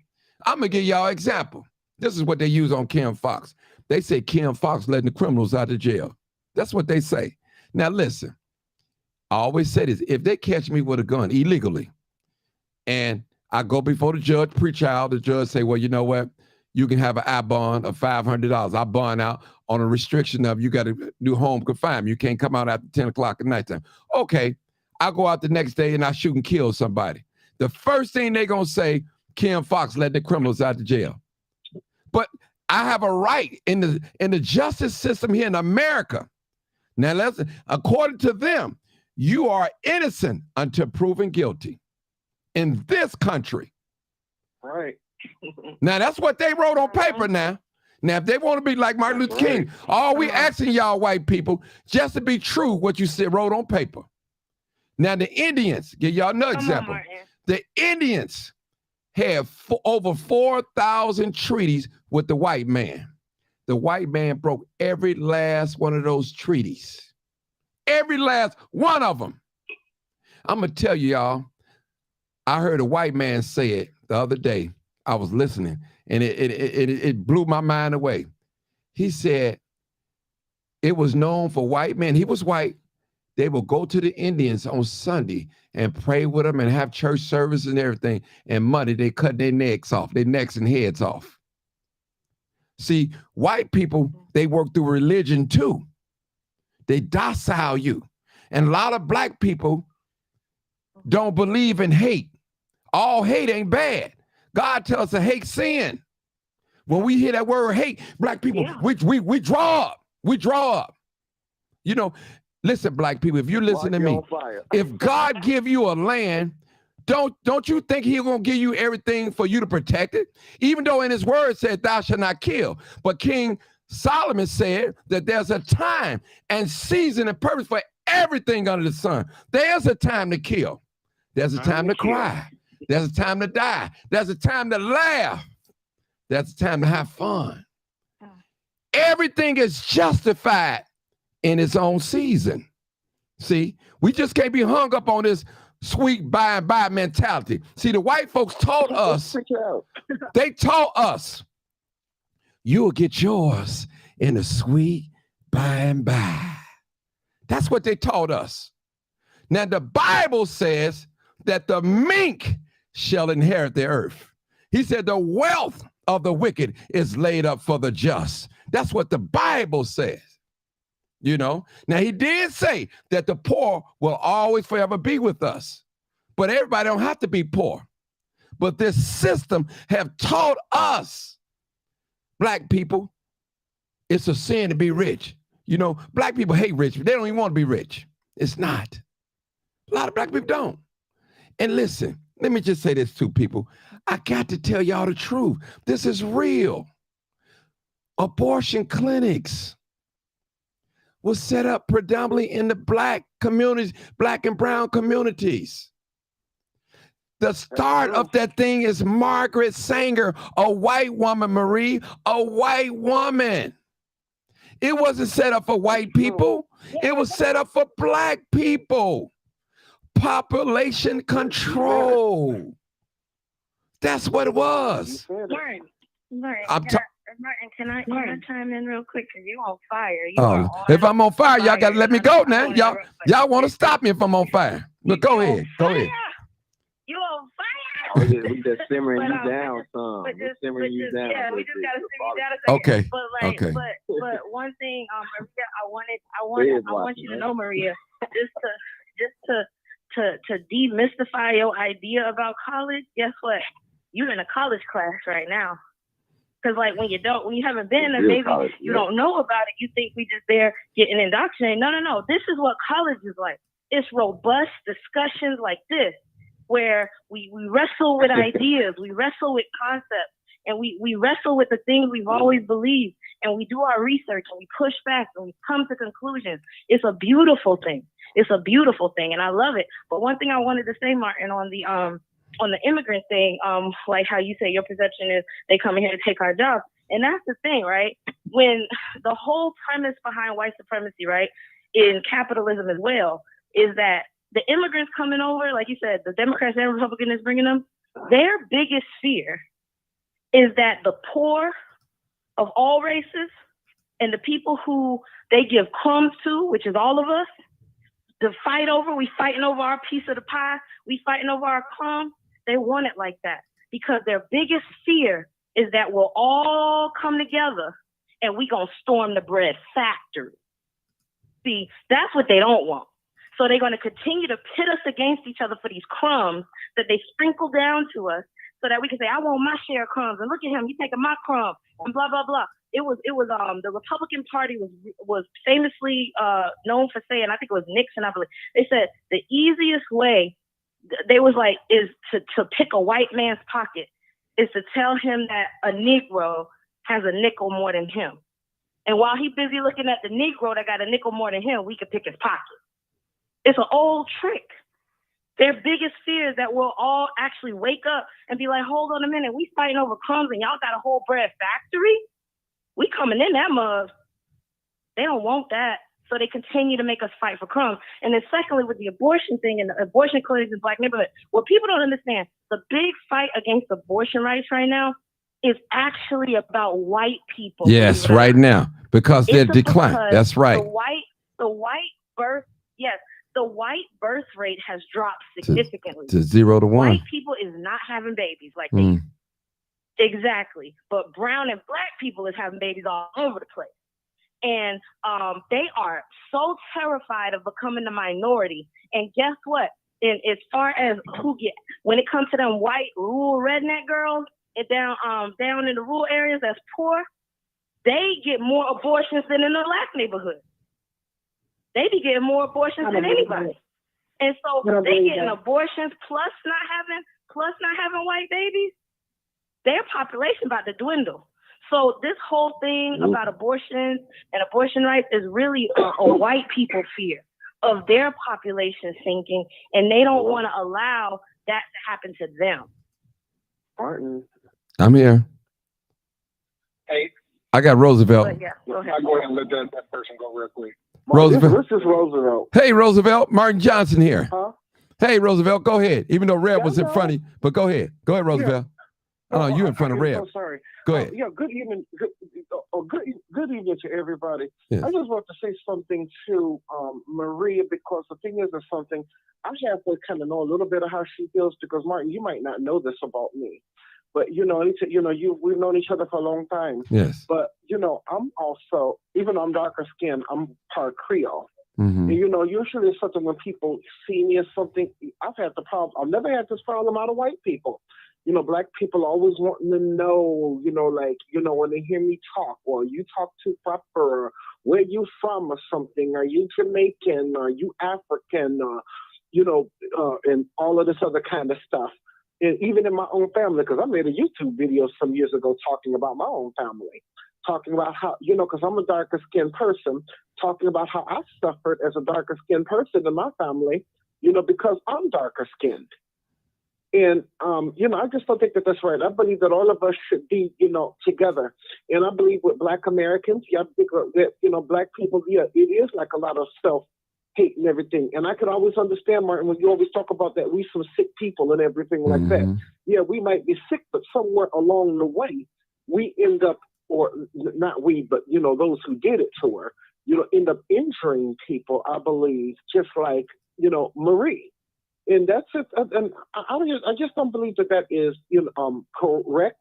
And just like I don't believe that is right. I believe that everyone, we should all be able to do the same things and have the same things and have the same kind of opportunities and all of that. No one ever should feel like they're less than, even though I don't think that in my lifetime that I went through in my lifetime more because of my race. I think I went through more. Well, people and these are mostly Black people who did it, made fun of me more because I was a disabled person. And, so I can understand that we're a sick people, but now people need to keep their sickness and their comments and all this other kind of stuff to themselves, because you end up injuring people. I mean, look at what happened just on your live where a woman, because I definitely heard the comment where a woman or something, just because, she disagreed, because we all have the right to disagree, start calling her all kinds of names and this kind of stuff.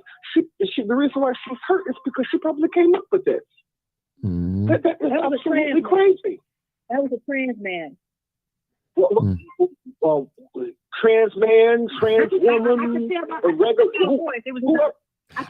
voice it was either trans or a gay man. Hey, Marie, I'm gonna go back and listen to it. Whoever did it was wrong. They was wrong. They was dead wrong. It don't matter.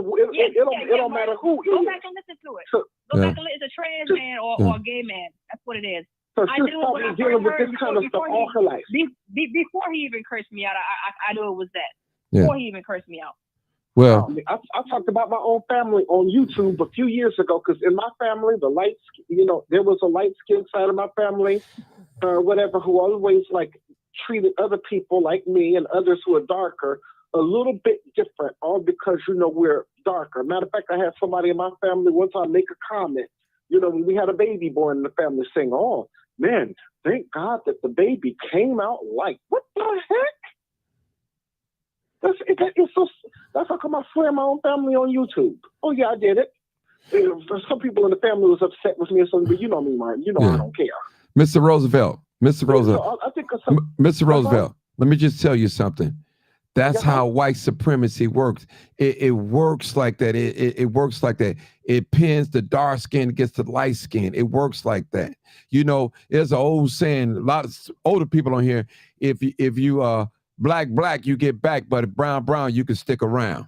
Now, if you even notice in the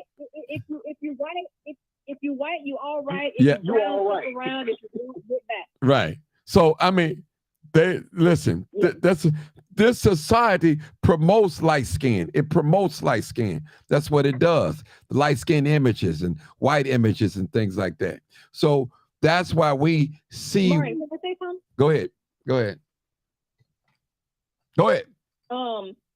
I want to just say what you just said. This society promotes light skin. It's not just this society, Martin. It's all around the world. Yes, it is. It's in other countries. It's in India. Well, it's in other countries. If you know anything about India, the darker you are, you are basically an outcast. Marie, let me explain something to you. That's called white supremacy. White supremacy. Thank you. White supremacy works all around the world, even in China. The dark skinned people get back. Asia, all around, even the dark Indians, the ones that's real dark, they back in the back. It's it's white supremacy. That's what it is. They playing a color scheme. That's what it is. Exactly, color scheme. If you notice on the media, you never see a Brother Martin. Yeah. Sorry to cut you off. Can you address the degeneracy comments you brought up as far as how we have and I do agree with her, how we have so much degeneracy in our communities, mainly spearheaded by the music that our people listen to. Yeah, I could do that. But listen, but hold on, brother. Let me just say that. Yes, sir. That's what they promote. See, America, this society in Chicago is a hypocrite. You guys downtown doing tours of Al Capone. You're promoting Al Capone. What was Al Capone known for? It wasn't going to church praying on his knees, praying on nobody, for killing and murder, bootlegging. So y'all got to wake up now. You got to wake up. Y'all got to wake up. Get out of that mindset. Every young person ain't out there carjacking. Every young person ain't there having sex. Every young person out there ain't popping pills, brother. But that's what they're going to show. That's white supremacy. That's how it works. It works on imagery. When a lot of you guys don't do no research, you don't read, you don't come in little dialogues like this, that's what you're going to see. The TV right now, for a person that don't read and don't do no research, all he or she does is watch TV. This is the first thing in their mind. You've been programmed. Every person out there committing crime is black people. That's what they're going to show you. So in your mind, only thing you'll see is black people committing crime. Now listen, I'm about one of the last guys that probably will bring you harm. And the only way I'm gonna get out on you, unless it's self-defense. You probably can cuss me out and I'll walk away or call me the N-word. Go ahead, ain't no big thing, but I'm just saying that's the only way I'm getting down. You know what I'm saying? Unless I'm protecting my kids or something. Yeah. Martin. Yeah. Yes. I keep hearing you saying, yes, we have these problems, but you got to remember who brought the problems on us. I don't think anybody on here is denying that these problems but my thing is, hold on, but why are we going, we're going at the symptoms. Let's go to the root cause. So we always talk about the symptoms. You know? Martin, what I was getting ready to say was, yes, that is the root cause, but at the same time, we have to deal with it right now. We are left picking up the pieces. Okay, it may be the Jews and the white people, or it's the Jews. It's the Jews that's putting out this degenerate music, making our youth degenerate. But at the same time, we're not gonna attack that system. Our voice is not big enough to attack that system, so we're left picking up the pieces, Martin. That's what I'm trying to get at here. So we can go around and blame this person all we want, but at the same time, we got to take some accountability too, Martin. Sister, first of all, hold on. Let me see something, because you like to use that word accountability. What is accountability? Tell me, explain to me what it is. Hold on, Roosevelt, I'm talking to Marie. Hold on, I'm talking to Marie. Oh, sorry.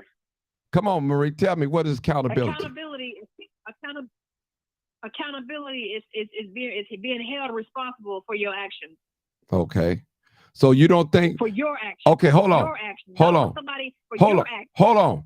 So you don't think Black people are being held accountable in this country for their actions?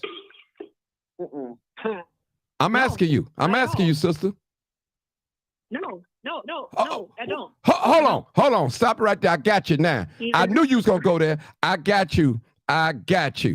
Now, pull up on your internet, where you at, and ask yourself, say, how many Black people here in America is in jail, in prison?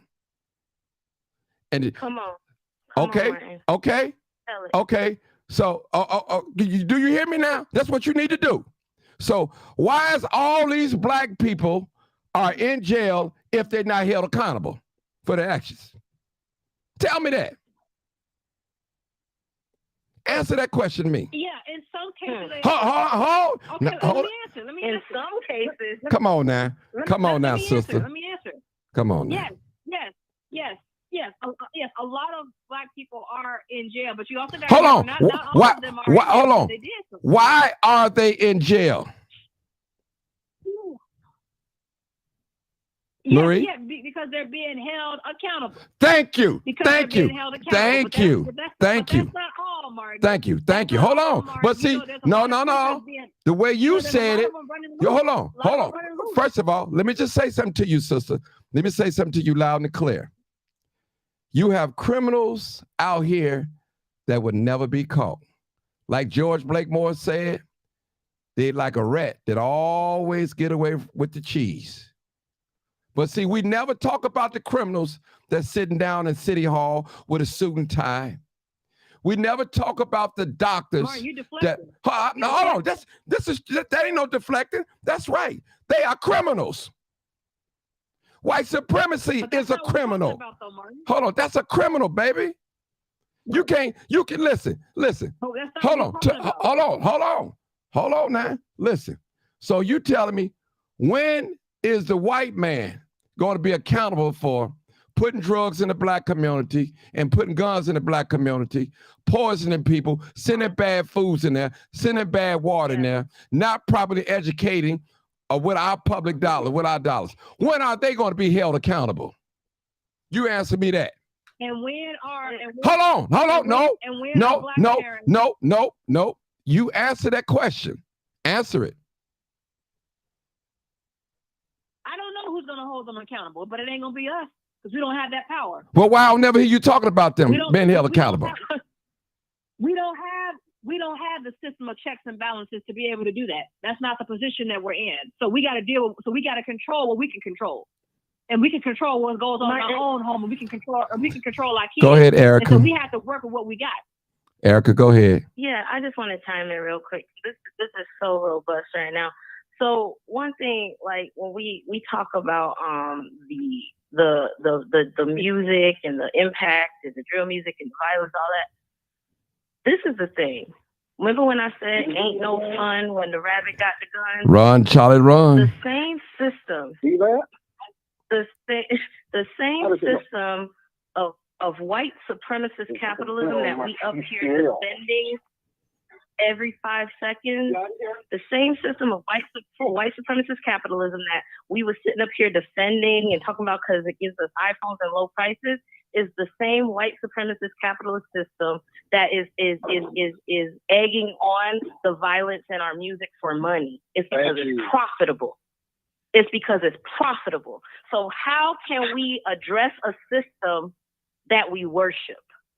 How can we truly address a system that, on the other hand, we worship and won't hold accountable because we think it's cute for rich people to be greedy?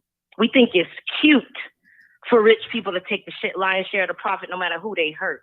But then when the rabbit got the gun and now it's affecting the music industry and the music our kids are listening to, now we mad when it's for profit. It's for what makes the money. Because when positive rappers come out or positive music comes out, they say, oh, that won't sell. So they won't promote it, right? And then the other thing too, I teach this lesson sometimes with young folks about the tree, right? Let's just say everything we dealing with right now in our Black community is like a tree. But like a tree, trees have branches, fruit, leaves, a root, a trunk, and it has roots. And what Martin is talking about is the root causes. If you want to kill a toxic tree that is producing poison fruit that's killing people, you have to chop it at the root. Tell the truth and shame the devil. Chop off branches. Come on. We keep wanting to chop off branches. Drill music is a fruit of the root of white supremacy, capitalism, and greed. The other stuff that we keep talking about, the fatherless homes, is a root of white supremacy and capitalism that had mass incarceration of Black fathers who sent slavery, indoctrinated Black men to be breeders, for 400 years be breeders, and never raise their children and move to the next plantation and raise the next child and the next child and the next child. Now a breeding culture has been infused into our culture by force, which is a criminal act, which is a root. And now we see the fruit, which is fatherless homes, and we want to chop that. We want to hold people accountable. We want to chop, chop, chop. But here's the problem. What happens when you chop off a branch of a tree or a leaf or pick off a fruit or the low-hanging fruit? It grows right back. It grows right back. So what y'all are talking about doing is the equivalent of chopping off leaves and branches, constantly chopping off leaves and branches. Every time we see a bad fruit come on the tree, we want to pick it off. Every time we see a rotten leaf, we want to pick it off. Every time we see a rotten branch, we want to chop it off. But it just keeps growing back because we refuse to chop this toxic tree at the root. But go ahead, Martin. Can I respond? Go ahead. Martin, can I respond? Go ahead. Okay. Go ahead. So what I was talking about with accountability is, yes, Martin, there's gonna be the other side. Okay, well, what about what they doing? You know, that's the same kind of thing. That's a talking point that you see children doing, Martin. When your mom busts you for something, and she say, "Well, why did you do that?" And then they say, "Well, what about what he did?" You know, that's what that is, Martin. So hold on, sister. No one is denying. Hold on, no. Listen. Is that talking point is factual? That's factual. Now, listen. I'm not saying it's not. I'm not saying it's not. Listen. They caused the fire. Now we in the fire. You know, so the fire is spreading all over now. But they caused it. They the root. Listen, sister. Okay, listen, the capitalist. Let me say this. Let me say this. No, because you trying to listen. One thing about this country, they don't want to cure you. They looking for customers. They're not looking for cures. They want you to continue to be on medicine. That capitalist greed. That's what it is. You pumping all this medicine into people for profit. You're not trying to heal them. You pumping into this bad food in our society. What I'm saying, sister, we got to stop talking about this other little stuff and do you want this problem to be solved? Let's go to the root of it. Now, if you just want to talk about it because it makes you feel good because you're not doing it, we could do that all day. I can tell you 500 things right now that Black people doing wrong and white people. But let's go to the root of it, a cause and effect. Go ahead. Okay, why are we not talking about what we can do right now, though, starting today? We're talking about what we're trying to do 5 years from now or 2 years from now. No, next no, year. no, no. Hold it. Hold it. Hold it. Hold it. No, no, no. You talking about 5 years? I haven't put no time limit on this. I know I'm not doing nothing. Can I finish what I was I'm saying? teaching you guys. Go ahead. Go ahead. I said, when I hear conversations about this, I never hear it from the standpoint of what can we do? Because now we're going back to that accountability, right? Now we have to hold ourselves accountable, and we have to hold each other in the community accountable, like the white community does. So why is it never? What can we do? What can I do right now? What changes can I make in my home today or tomorrow? Listen, can I take listen, to the violent video game? listen. Can I start taking my kids to the library? Listen. Right now, hold on. I'm gonna give you your answer. You asked for it. I'm gonna give it to you. Right now, in order to do anything, you got to learn how to deflect it. You got to learn, okay, now I'm sick now. What caused me to get sick? Oh, that's right. I went outside without a t-shirt on. So now I heal myself up. So I know not to do that again. So I can't do this. So I'm just giving you a simple answer. When you come to dialogues like this, I'm the first Black man in the city of Chicago that chased crime and told you and showed you live, uncut, and unedited. Didn't take nothing from it and didn't add nothing to it. You see what I see, you know what I know. So I showed you, hey, we got a problem, people. This is what's going on over here. Now, how are we going to address this? I tell parents, go check your teenager's room, check their bed, check their phone, check their social media. This is what I do. This is not, I've been doing this for the last 4, 5, 6 years. I ain't put this off 5 years ago. Hold on. I'm telling you, I'm giving solutions. I'm not just talking. I'm not talking. I tell parents not to ride in your car with your thug baby daddy. And you know everybody looking to shoot him. Why? Because if the shooter comes, he's not going to look in the car and see if your baby is in there or you in there. He's going to spray the whole car when he see him. We'll see the car. I teach this. Now, this is what I teach. If you follow me, I tell people, no sitting in cars in these high crime areas. A sitting duck is a dead duck. I tell people all the time. When they're infants. You know what I'm saying? Regardless, I'm talking to adults. And I tell, listen, I tell people about social media beefs. Be careful lip boxing on social media. Even just in this broadcast, there's somebody right now that got a gun on them, a Black person, waiting to shoot another Black person. All he looking for, some excuse in his mind to justify an argument. You cut him off or you mean mugged him. He's ready to shoot just because of that. He's sick. He's sick. That's sick. So if I'm not putting down, listen, I'm putting down solutions. Now, I can lead the horse to the water, but the horse got to drink the water on his own. Now, this is what I'm doing. What about the solutions, Martin? Those are solutions for when it's already too late. By the time these kids are 13, 14, 15. Sister. No, you're not listening. Martin, you listen. Hold on, sister. You're not listening. You're not listening. Listen to what I just said. I am listening. I heard you, Martin. No, you're not listening. You're not listening. You're not listening. First of all, I understand. I already listened. Okay, you listen, because you're just chopping off. Now you're trying to deflect. Now, what about the kids? I told the parents who are responsible for the kids or the children. Parents, again, check your sons and daughters' bedroom for drugs and guns. These are the parents who are responsible for their children. This is what a parent should do. Martin, are you gonna let me say something? No. Are you gonna let me say something, Martin? I'm trying to rebuttal what you said. You can't. Ain't no rebuttal. There's no rebuttal to that.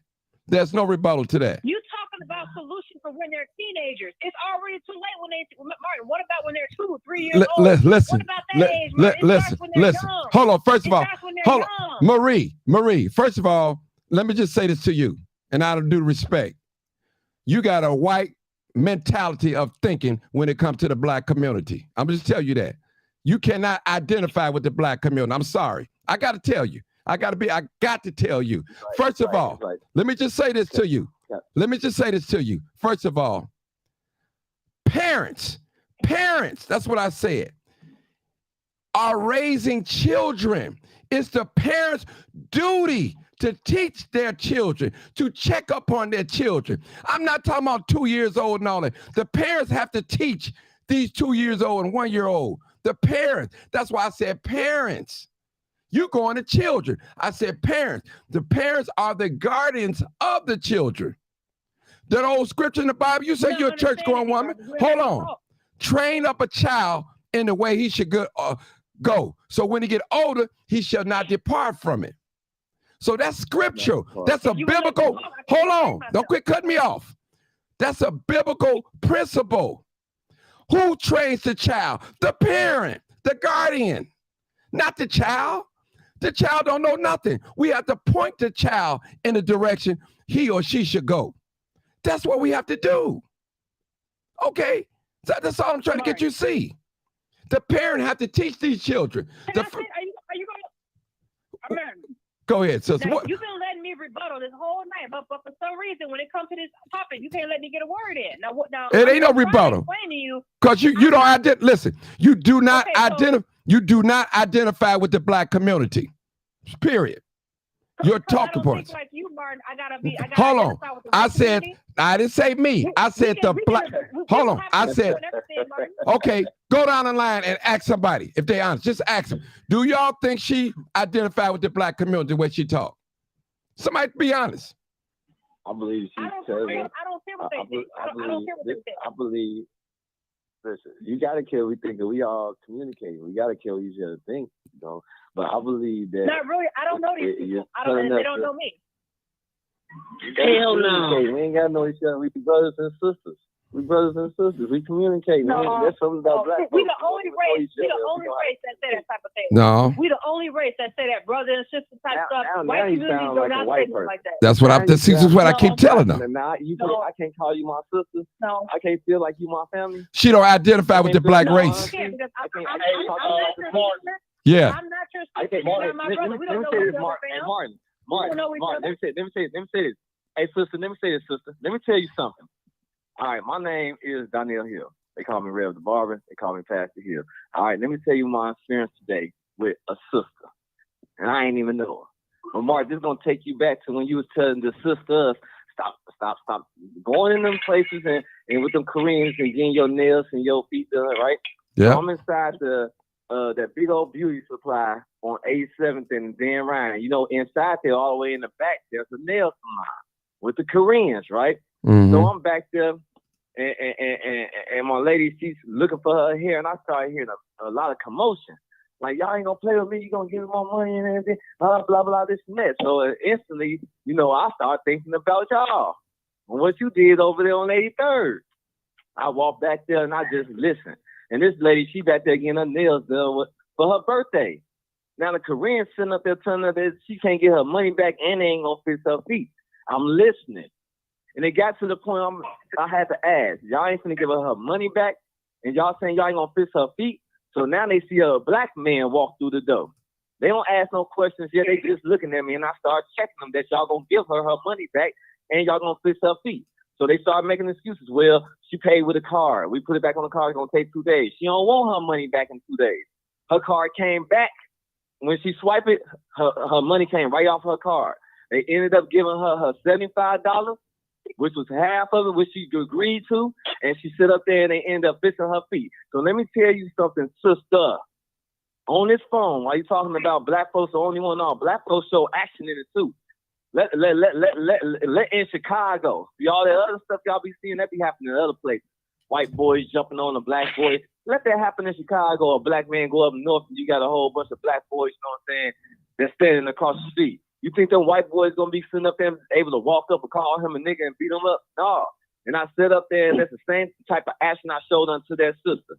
And she felt protected. And every one of them other sisters that was black and getting their nails done felt proud to see a black man coming in and protect his sister. And they asked me, are you with her? No, I ain't walk in with her, but I'm with her. You understand? So that little statement you just made talking about you don't know these people, 9 times out of 10, everybody on this phone that you talking to is black. And they your brothers and sisters. So your mentality and the way you think, the only thing that Marcus, why not? Why not? Why not? Then you shouldn't be on this phone with us then. Because you I don't shouldn't be agree talking with that about our mentality. issues. That's Listen. not how I was You shouldn't be raised. talking That's about not the how I was black raised. issues. You shouldn't be talking about the black situation if you can't sit up there and agree to our issues and how ain't nobody sitting up there arguing on the phone. We all under one accord about our issues, and you the only one on the phone talking about that we make excuses.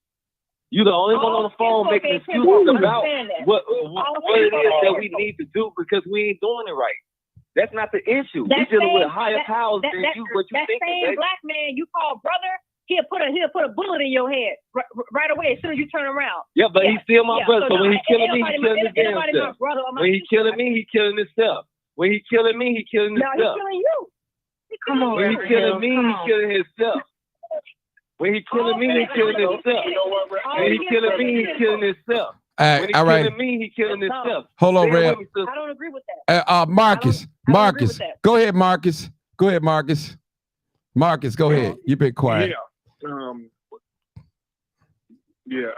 don't know the lady personally, but I've sat back and I've listened to her talk, and it seemed to me like you have a lot of hurt in you.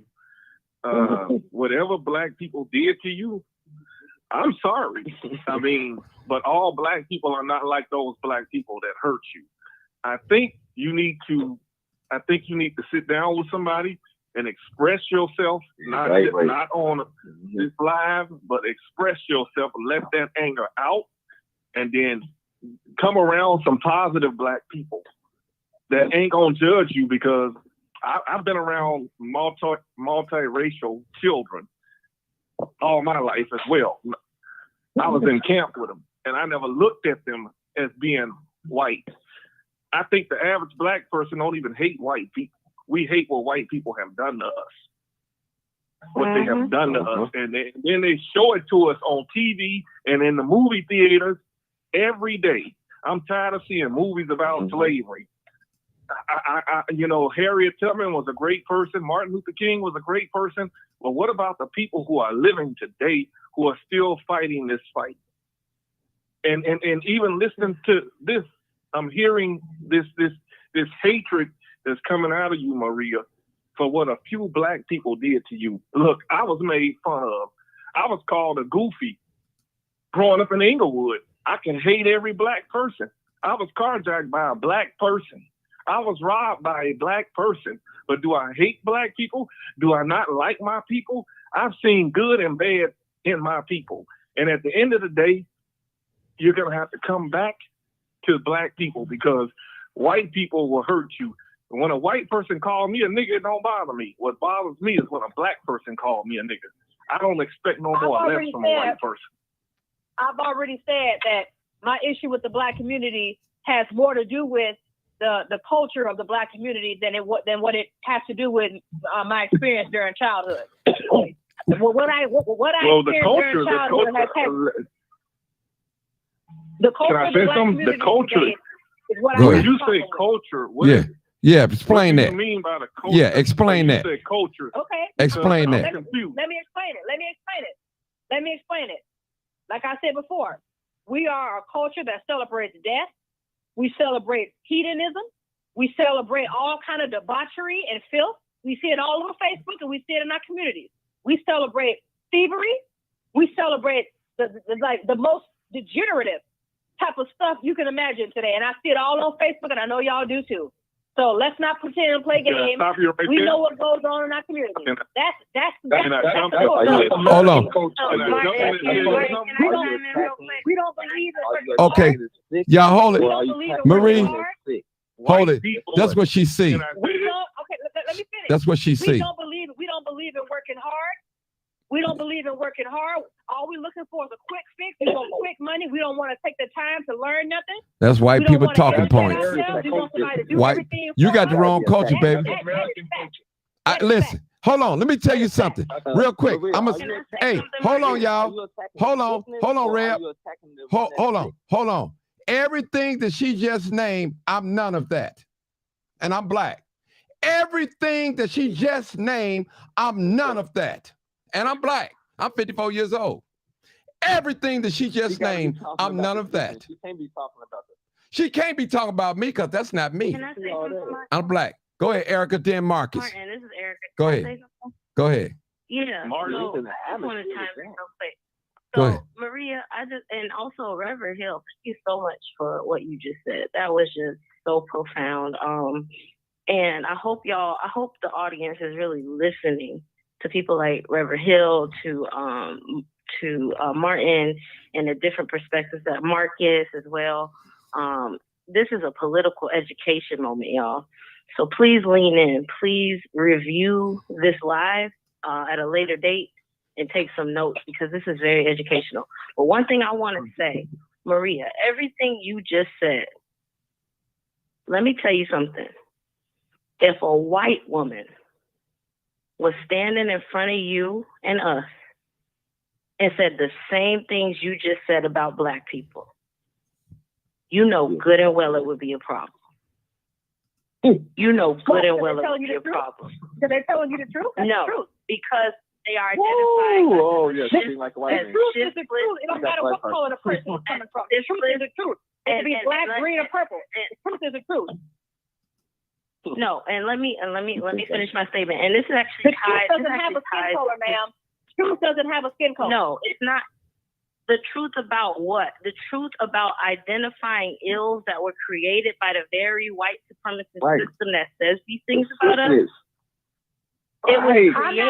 I'm not arguing who created it. I'm not arguing who created it. That created the argument is not about who created it. Because the argument is about what is the reality right now. Let me. That's the reality right now. Let me finish. Maria, we just let you talk, so let me talk. Let me talk right now, because I've been listening to you. Like I said, I study social psychology, and one of the things about social psychology is that we have to take in the data. So I've listened to you to take in the data, and now I'm about to give you a response. So please listen, because I listened to you. And this is the thing, as a people, and what you have been saying, right? These are tropes that are placed on our people. Now, do our people have problems? Absolutely. Do our people engage in different behaviors? Absolutely. But the scale in which our people participate in these behaviors is directly connected to a system and a crime that was pushed on us. And the thing that really bothers me is that you seem to believe that accountability works. You talk about accountability a lot. So that means you must believe accountability works. When you hold people accountable, you hold them to the fire for what they've done. But the problem I have with what you're saying is when it's time to hold white people accountable, when it's time to hold white supremacy accountable, when it's time to hold capitalism accountable, suddenly for you, accountability ain't an option. I never said we shouldn't hold these people accountable. I never said that. No.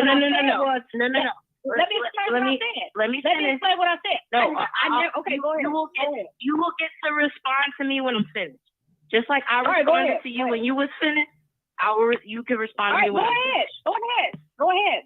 So if you believe accountability works, and you know the root of the problems that we are currently facing, I think I've heard you acknowledge that there's a root to this problem.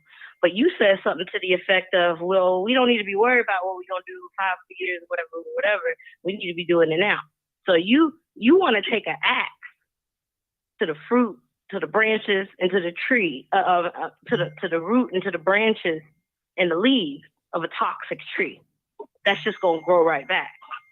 But you don't want to take an axe to the root. That would actually kill the tree. And see, I'm gonna actually tie this back into the election, because I love what was said earlier. I think it was Reverend Hill that brought it up about the Korean or Asian American salons and things and nail shops and the way that they treat us. So y'all already know, I believe in multiracial coalitions, just full disclosure. I believe we have more power if we come together and identify with those who are trying to make us fight over crumbs. I believe that, just so y'all know. So I'm not here to bash Asian American people, but I'm going to tell some truth right now. Tell the truth, shame the devil.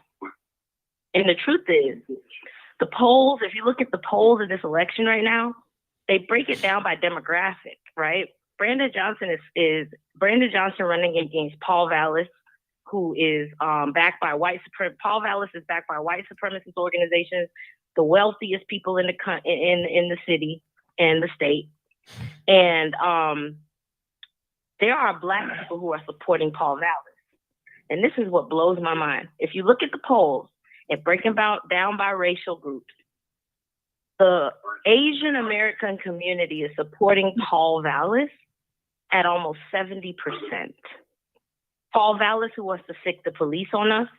Paul Vallis, who wants to send in troops to incarcerate us, don't want to get to the root causes of our trauma, why we got 14-year-old carjacking in the first place, or providing the actual solutions to the root of the problem, right?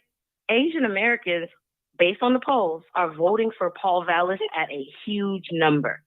And it blows my mind that some of the very Black people who were standing in front of those Asian American salons protesting the way they treated Black people are now voting the same as them. They're now voting the same as them. What does that show us? It shows us that we can sit up here and say we pro-Black all we want. We can sit up here and say we don't hate Black people. I don't got a problem with Black people. I just got a problem with the culture, whatever you want to say. But the way that you actually stand in these moments, Brandon Johnson is talking about actually getting to the root of the problem. And even though when you take an axe to the root, it takes a bunch of chops. It takes a bunch of chops to chop down a tree.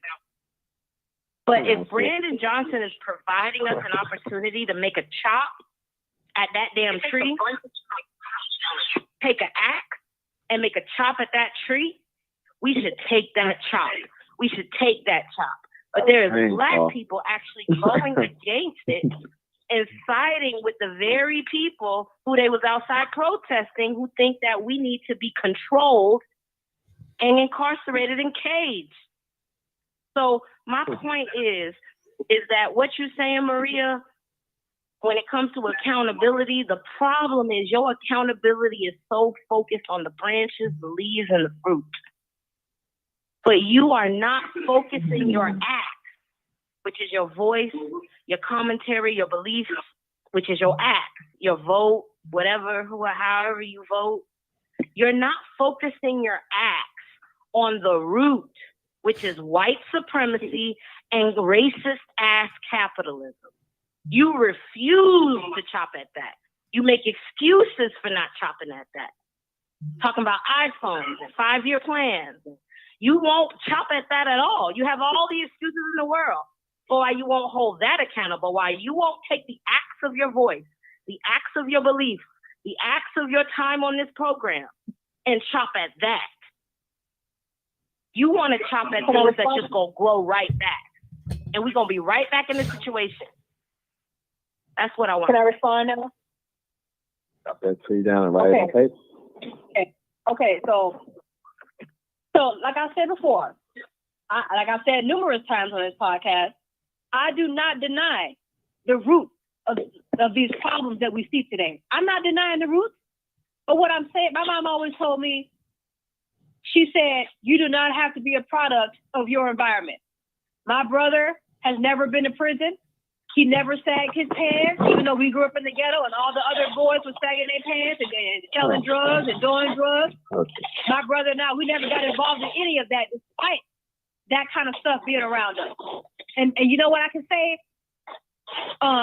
It was because my mother held us accountable, because she told us from an early age, you do not have to be a product of your environment. Just because somebody else is doing something, you don't have to do it too. She taught us to think for ourselves. And you know what I'm saying is, it starts at home. And so, yeah, while I do acknowledge that the roots of these problems have, hold on, let me finish. Y'all grow up in the city. Let me finish. So while I do acknowledge that the problems of these issues have started in white supremacy and have started in slavery, yeah, we do need to hold them accountable too. I'm not talking about them at this current moment because we cannot fix those problems tomorrow. Martin, somebody got me on speakerphone. Somebody got it on speakerphone. Y'all got to mute your phone. Everybody mute their phone. Okay, go ahead. Yeah, what I'm saying is I'm not ignoring those things. Yes, I agree. Those things did start at the root. That's the root of it.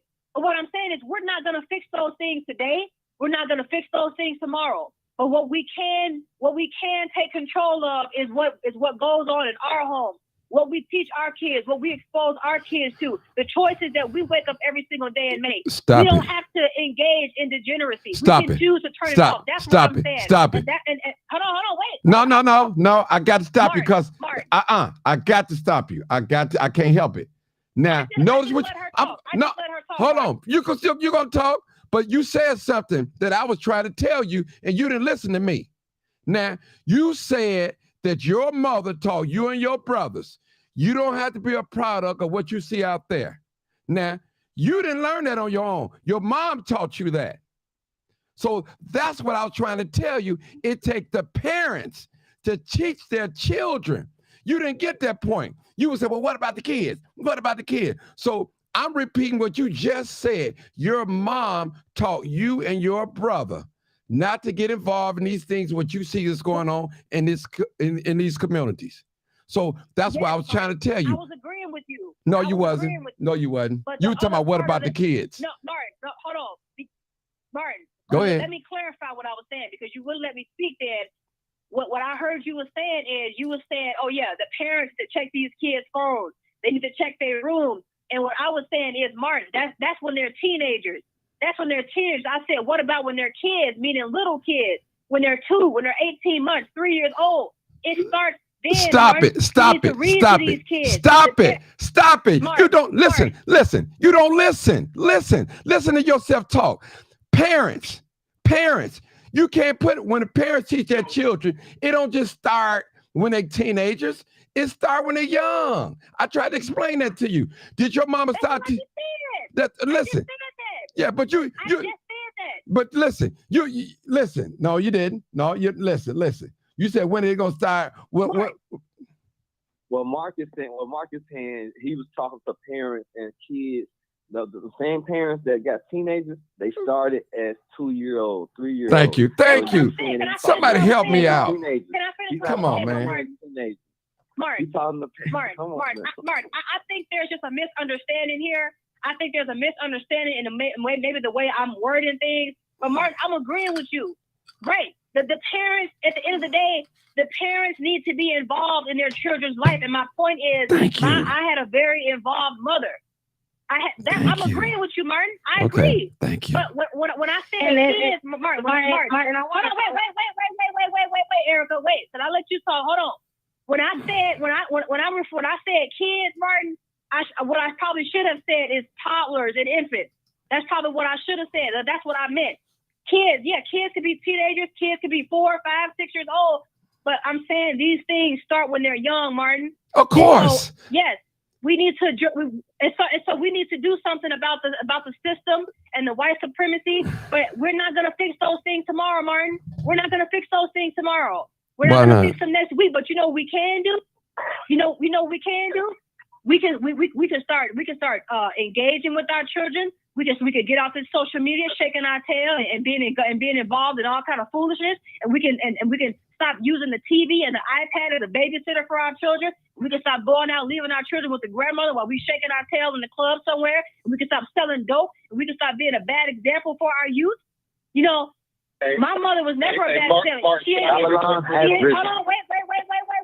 How long you gonna keep going? You gotta give us a break. How long you need? I'm almost done. Oh, come on, finish it up. All right, go ahead. Give me like 30 more. Hold on. I'm almost done. How long you need? It starts with the parents. How long? Hold on. How long do you need? Parents are the first teachers. Can I give another 30 seconds? Yeah, go ahead. You get another minute. Let me get another 30 seconds. You get another minute. The kids, the parents are the kids' first teachers. Okay, and all I'm saying is until we start getting involved in our youth, until we start taking it seriously, don't expect no changes. Yes, we need to address the white supremacy, but the white man is not in your home telling you to give your kid an iPad and telling you to smoke weed. The white man is not in your home telling you to sell drugs on the corner. So come on now. Oh, that's what I'm talking about, accountability. Yes, hold the white man accountable. Yes. Marcus next. All right, and I will say, at the same time, we gotta hold ourselves accountable. You go right back to making this. We gotta hold ourselves accountable too. Okay. Hold, Erica, hold on. Let Marcus do it, because Marcus been waiting. Let Marcus come in, Erica. Right. Come on, Marcus. Come on, Marcus. Yeah, Marcus. Right. Go ahead, Marcus. Go ahead, Marcus. All right. Maria, I'm a cross examination. I'm a cross whatever they say that in court. All right. Here's what I'm gonna do.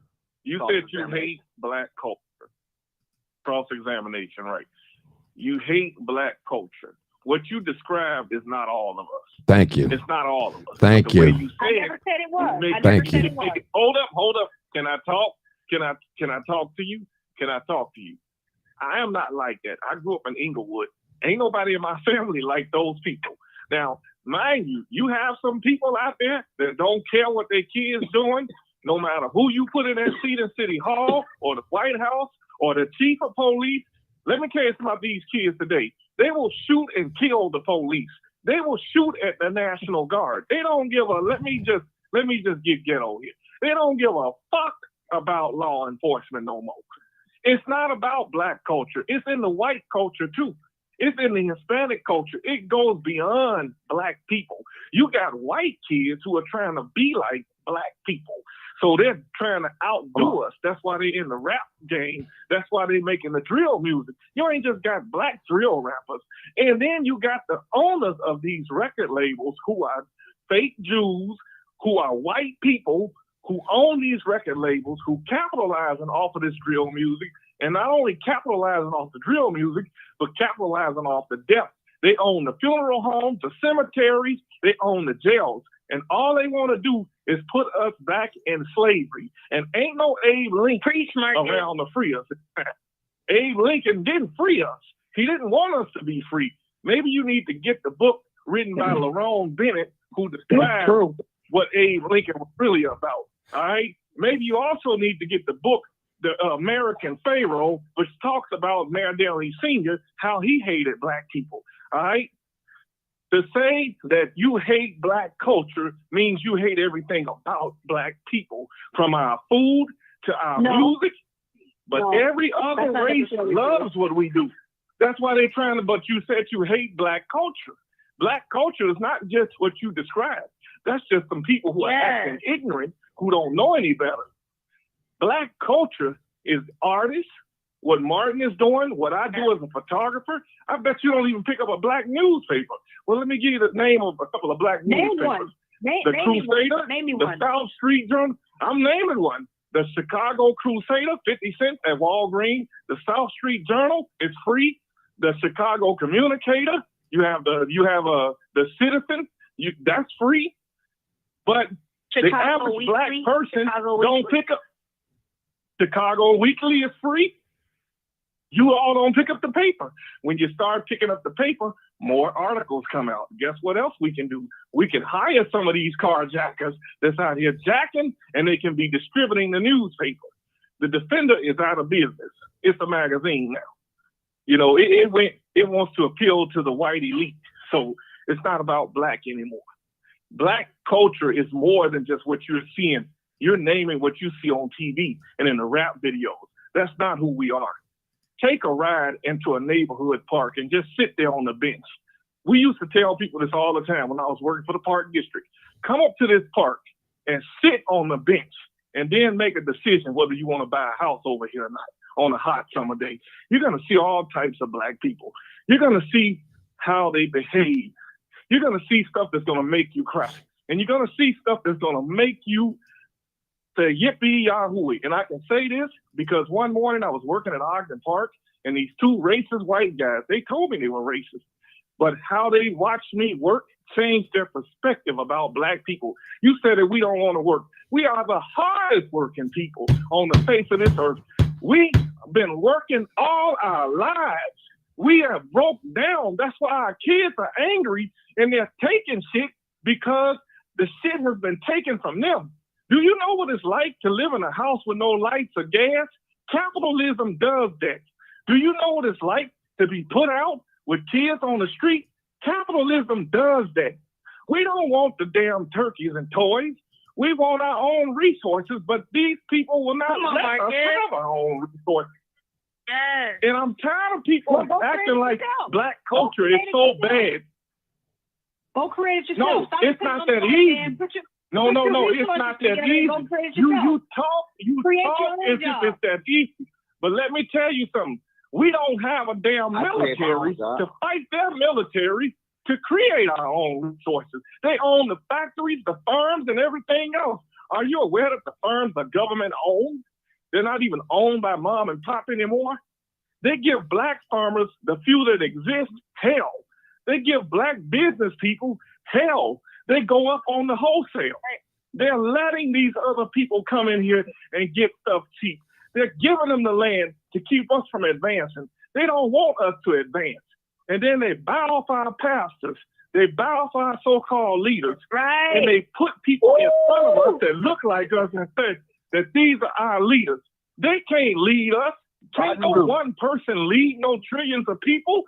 We are our own leaders. But for people like you to get up here and say you hate black culture, no, you hate the way some black people act. You don't hate black culture. You hate the way some black people act. Well, but look that at the should- white that- people. that should- They that created should the have been rap what I was music. saying. That should And have I been agree what I was with saying. that. Obviously, not every black person. Obviously, not every black person is in the typical black culture today. That should go without saying. She's I just ain't talking wording about it wrong. every That's single all black it person is. in the world. Not every black I ain't talking youth about every is in single that. black person in the Not world. every black young person That's is in common that sense. either. That's Not common every sense. black teenager is out there carjacking. Not every black teenager They're don't not. want a job. They're not. I You're get right. calls You're every right. day from kids who say they want jobs. I don't think that she Can I say understands the something real power. quick, Marcus? Okay. Okay. I want to say this one thing. I don't believe that she understands the powers that we're speaking to. See, I don't think she understands the powers we speak to. I was researching today, and for some reason, you know what I'm saying, it made me go to it because on the news it popped up and said that the ICC has now put a warrant out on Vladimir Putin of Russia. So I'm like, the ICC, how in the world do you put a warrant out on the president of another country? So I sit up there, I looked up the ICC, and I come to find out that it's the International Criminal Court. And so I'm like, dang, man, I got interested. I'm like, man, let me look into it and see what it is that they do. So I sit up there, I looked up their old cases that they set up there, and they probably already done passed. Who's down at the bottom is the one they investigating. But when I sit up there and I look from, I think it's like about 15 cases that they set up there, and they did. 2 guys, I believe, were acquitted. But I seen Libya when it came to Gaddafi, and I seen Gaza. So when I looked up Libya, you know, I always been following that. You got to understand these other countries, you know what I'm saying, are their own government. And I come to find out that they wasn't even under the state of Rome statute. That's what ICC run under, Rome statute. So I don't think she understands the powers that and the forces that we are facing, not only in the spiritual realm, but the powers that's here on earth that have the access to police the whole world and kill people that they don't even have the justified right to sit up there and kill. You know what I'm saying? The same thing that they sit up there and doing, that they said they are sitting up there and charging these other leaders in these countries against, is the same thing that they're doing to their own kind in the country that they live in. This is what Malcolm was talking about. You understand what I'm saying? So I don't think that you understand, Ms. Marie, the powers that we understand. What they're saying about the root cause, you talk about white supremacy. That's what white supremacy is. Right? White supremacy is all around the world right now. They're fighting against even each other. You'll be like, well, how they do that? They're fighting against. They're crazy. They're animals. They're candidates. They eat their own children. You know what I'm saying? They sacrifice their own children's blood. Listen to me now. Listen, let me say let me say, the paganism of the things that we practice over here comes from them. This white supremacy. You understand? So you got to understand the powers that we're speaking to when we on this phone. We speaking some heat on this phone tonight. I'm learning a lot on this phone tonight. But you got to come with us and understand the powers that we understand you. We hoping that you standing in the wrong words or something. But we're hearing you. It's like you ain't you know. Because I get a little Okay, bit what Erica. she's just wording it wrong. That's Go ahead, all. Erica.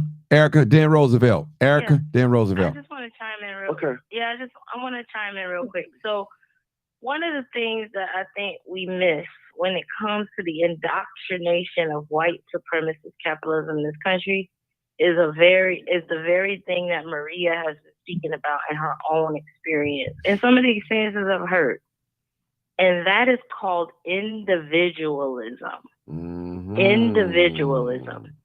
It's the opposite of collectivism. Mm-hmm. Collectivism is when a culture collectively works together, which is our natural African culture. Mm-hmm. Our natural African culture is collective. We work together. And I said on the show the other day that I was featured on, that Martin allowed me to speak on as a contributor, the African proverb. There's an African proverb that says, the child who is not embraced by the village will burn the village down just to feel its warmth. And I'll say it again. The African proverb says, the child who is not embraced by the village will burn the village down just to feel its warmth. What's that warmth? It's our chagrin. It's our disapproval. It's our attention. It's our saying, look at these kids. Look at what they're doing. Because that's the most attention they get. And the thing you don't understand, Maria, when you talk about how your mother taught you right and some of the other experience I heard, your parents taught you right, that's individualism. Because let me tell you something. All Black kids don't have stable homes. Some Black kids are foster kids. Some Black kids don't even have parents. As a matter of fact, there's a homeless crisis here in Chicago, and 20% of homeless people are children. Children. Okay? So while y'all talking about how good y'all parents did, that's called individualism, which is not a part of our natural African culture of collectivism where we care about the whole, like the African proverb, right? So while you so busy worrying about how great your parents did and want to preach and talk down to other people, that bullet that bullet that flies out of the gun of the kid that don't have a parent, or is a foster kid, a Black kid who's a foster kid, or is homeless, or don't have that bullet don't care. The bullet that hit Hydea Pendleton, who had great parents, for those who are from Chicago who know about the story of Hydea Pendleton, she was a great student, great parent, came from a great school, but she was shot down, right? But the bullet came out of the gun of the kids that don't have that. And that bullet don't care. So while y'all touting how wonderful your individualistic exceptionalism is, and that's another word, that's another vocab, exceptionalism, where this Black exceptionalism, back in the day, it was called the talented tenth. Somebody please, I'm drawing a blank right now, who coined that phrase, the talented tenth? I'm drawing a blank. But the talented tenth was an idea that there's a tenth of Black people who are good, talented, raise their children. Who, W.E.B. Du Bois? You said Carter G. Wilson. Was it Du Bois? Yeah. So I don't know which I'm one. trying to figure out who it was. But the talented tenth idea that there's only a tenth of Black people who are doing right, who are raising their children right, who are good, right? The Jack and Jill, back in the day when they had the Jack and Jills, where there was like the bougie Black folks, the cotillions, right? And like I said, I have a biracial child who's part white, and I'm very pro-Black, and y'all already see how I talk. And I get a lot of pushback from Black people sometimes about my stand because I have a biracial child. And as much as I can't stand that because I love my baby, but I'm also like, that experience of having a half white child and being in a white family showed me so much about how white people actually operate.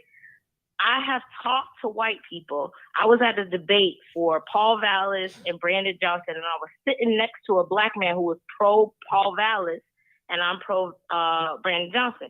And we was like talking back and forth during the debate. And he said, "Oh, I know Paul. He invites me to his house. He treats me good. I think he's a good person." And I said, and then he saw my baby who's half white. And when I was talking about the nefarious stuff that white people do, and he said, "Look at your baby. You wanted to talk." And I said, "How you think I know?" Because when y'all get invited to dinner by these white people and y'all go home, I was the white person who was still there when the lights went off. I was the white person who had a baby by them and was still in the house and heard how they really think about you.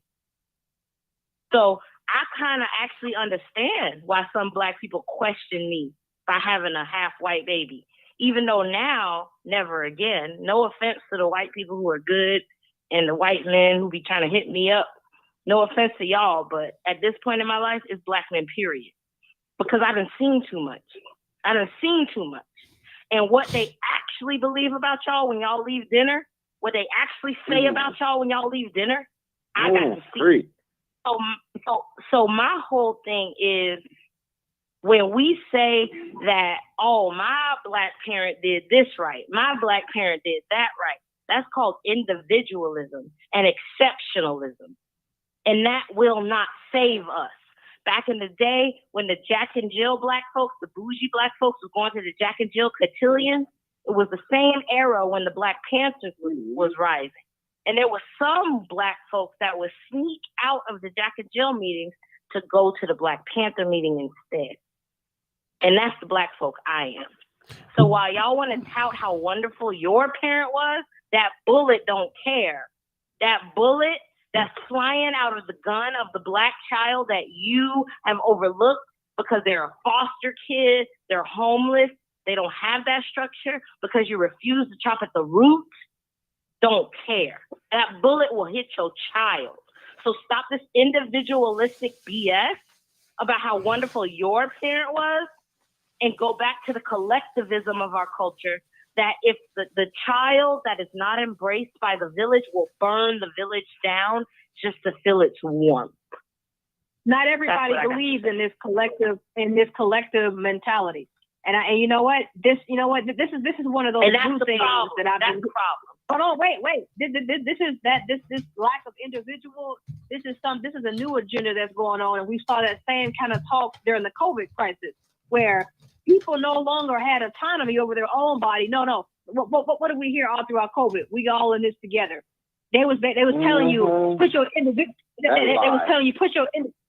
was telling you put your individual rights and beliefs aside, and we all got to be in this together. See, you got to be careful with the individualism. Hold on. Can I finish what I'm saying? You can rebuttal, but let me finish what I'm saying first. You know, I was sitting here quiet, right? I didn't say nothing. I was sitting here quiet. So show me the same respect, please. That individualistic type of stuff, hon, that's a new mentality that's dangerous. And you know what it's going to lead to? It's going to lead. We still talking biblical here. That's going to lead to the mark of the beast, because see, it starts incrementally. So you get people to put off the self. See, early back, it used to be about the individual, expressing yourself as an individual. But lately, past couple of years, it's been about conformity. Everybody got to conform to this one mindset. We all in this together. That's what you heard all throughout COVID. That's conditioning. We all in this together. Put your own beliefs aside. Put your own whatever aside, and stand with everybody. Stand with the collective. Stand with the people who are on so-called the right side of history. So no, not everybody believes in this aspect of everybody is in this together. I don't believe in that. I am an individual. I have my own mind.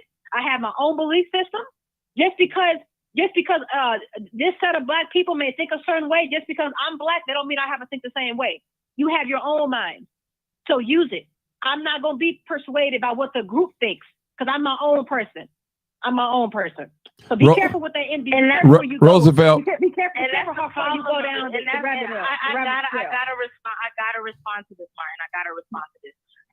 The individualistic thing that you're talking about, like with COVID, for example.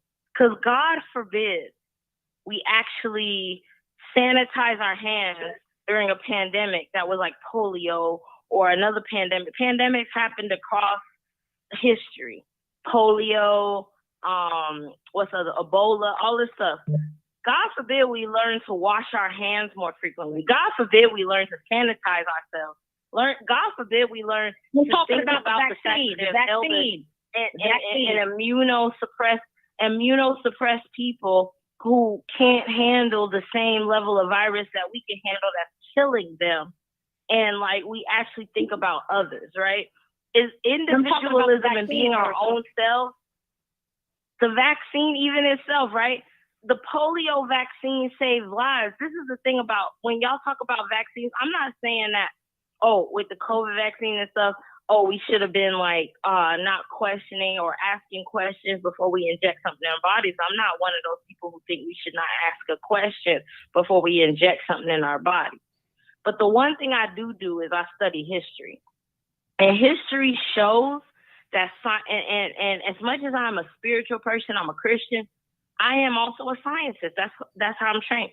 And one thing is that there is a place for science and spirituality. We act like they're competing things, but they're not. And historically speaking, we have saved lives from the Black Plague to Ebola to polio, where there have been vaccines invented and scientists have done the work to vaccinate us so that we're not as contagious when a epidemic comes about. And COVID was no different, right? As I don't know if y'all noticed, but have y'all been outside lately? It's not as much mask.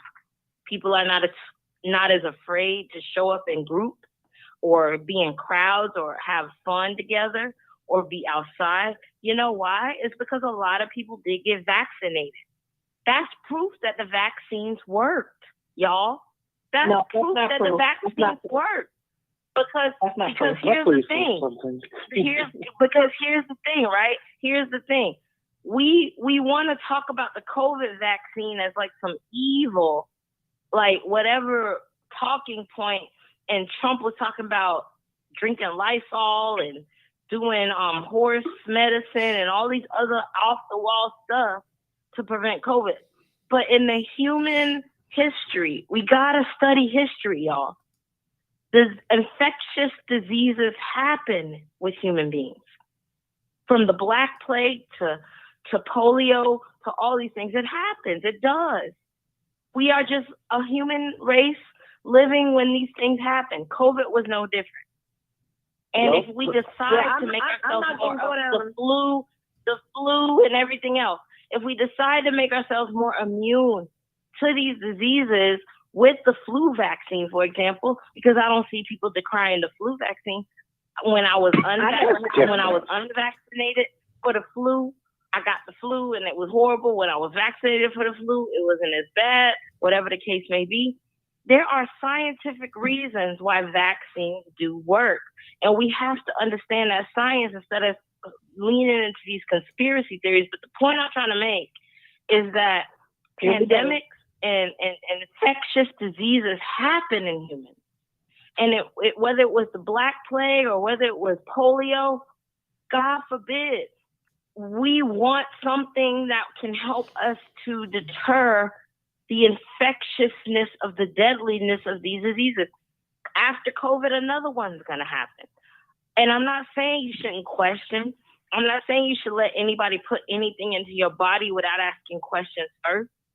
But my point is that when it comes to scientists, because I consider myself one, there is a actual propensity to minimize the deadly impact of these types of things. But my point being is that now that we saw people die, y'all, under COVID. It wasn't a joke. It wasn't a scam. And the majority that died was Black people, poor people, elderly Black people.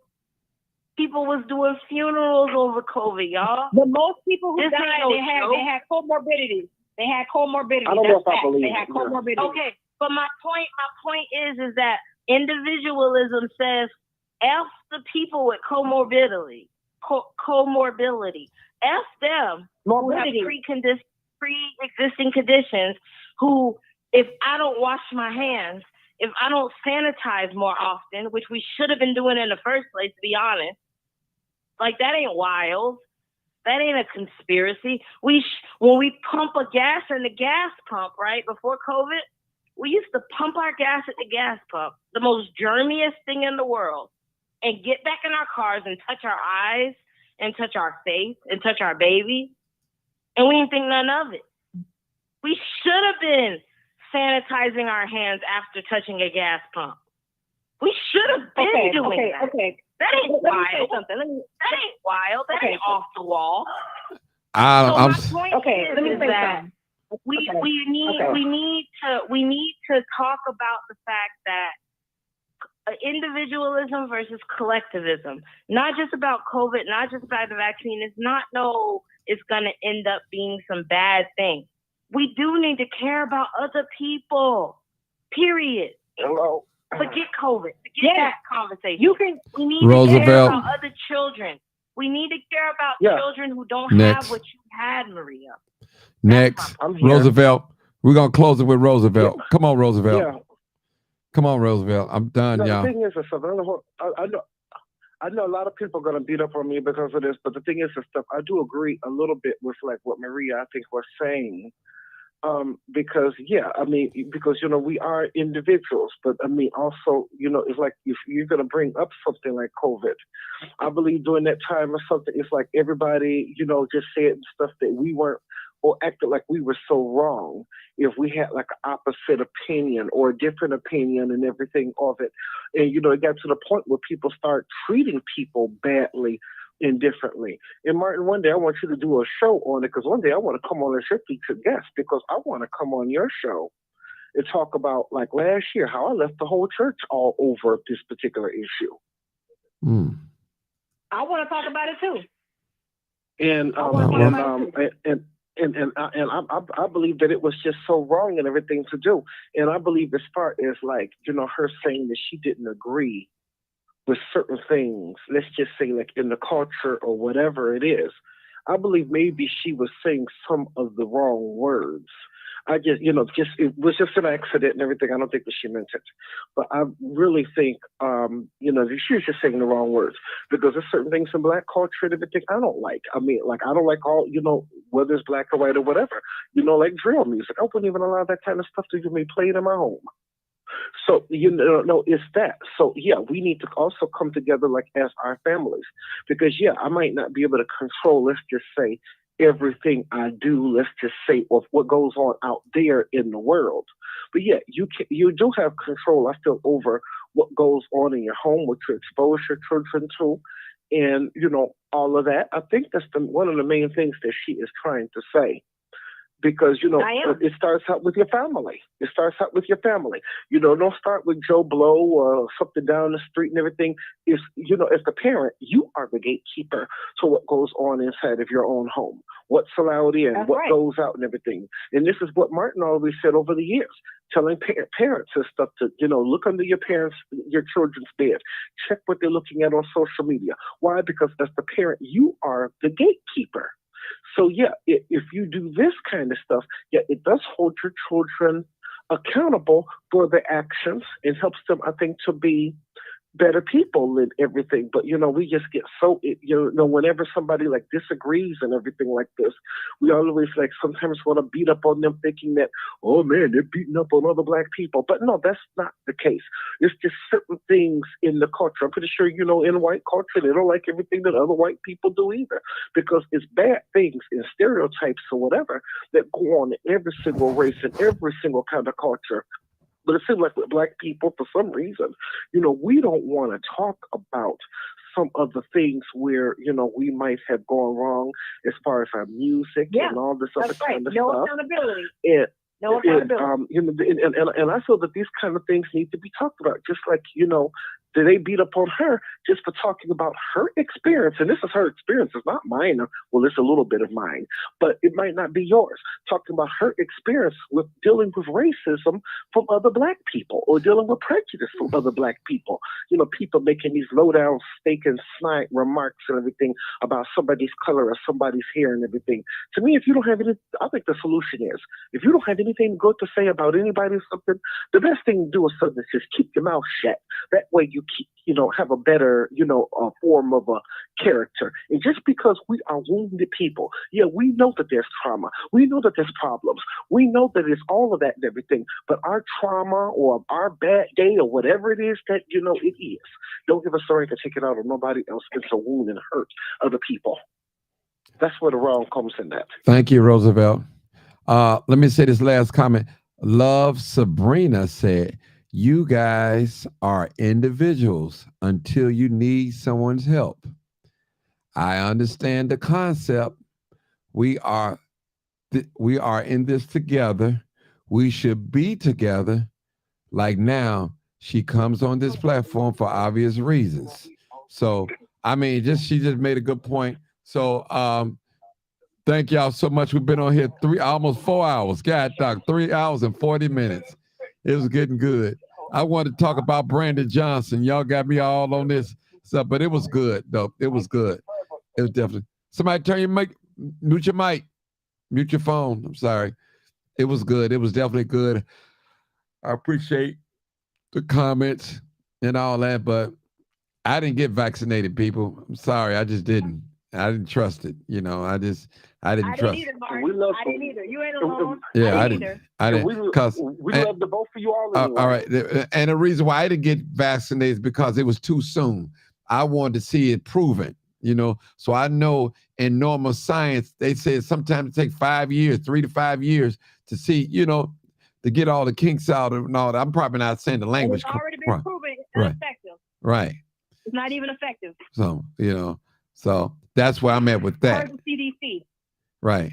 That's why I'm with that. And Martin, I'm not decrying anybody. I'm not decrying anybody who didn't get vaccinated because I completely understand. If before you put anything in your body, specifically when it's connected to the government, you should ask hella questions.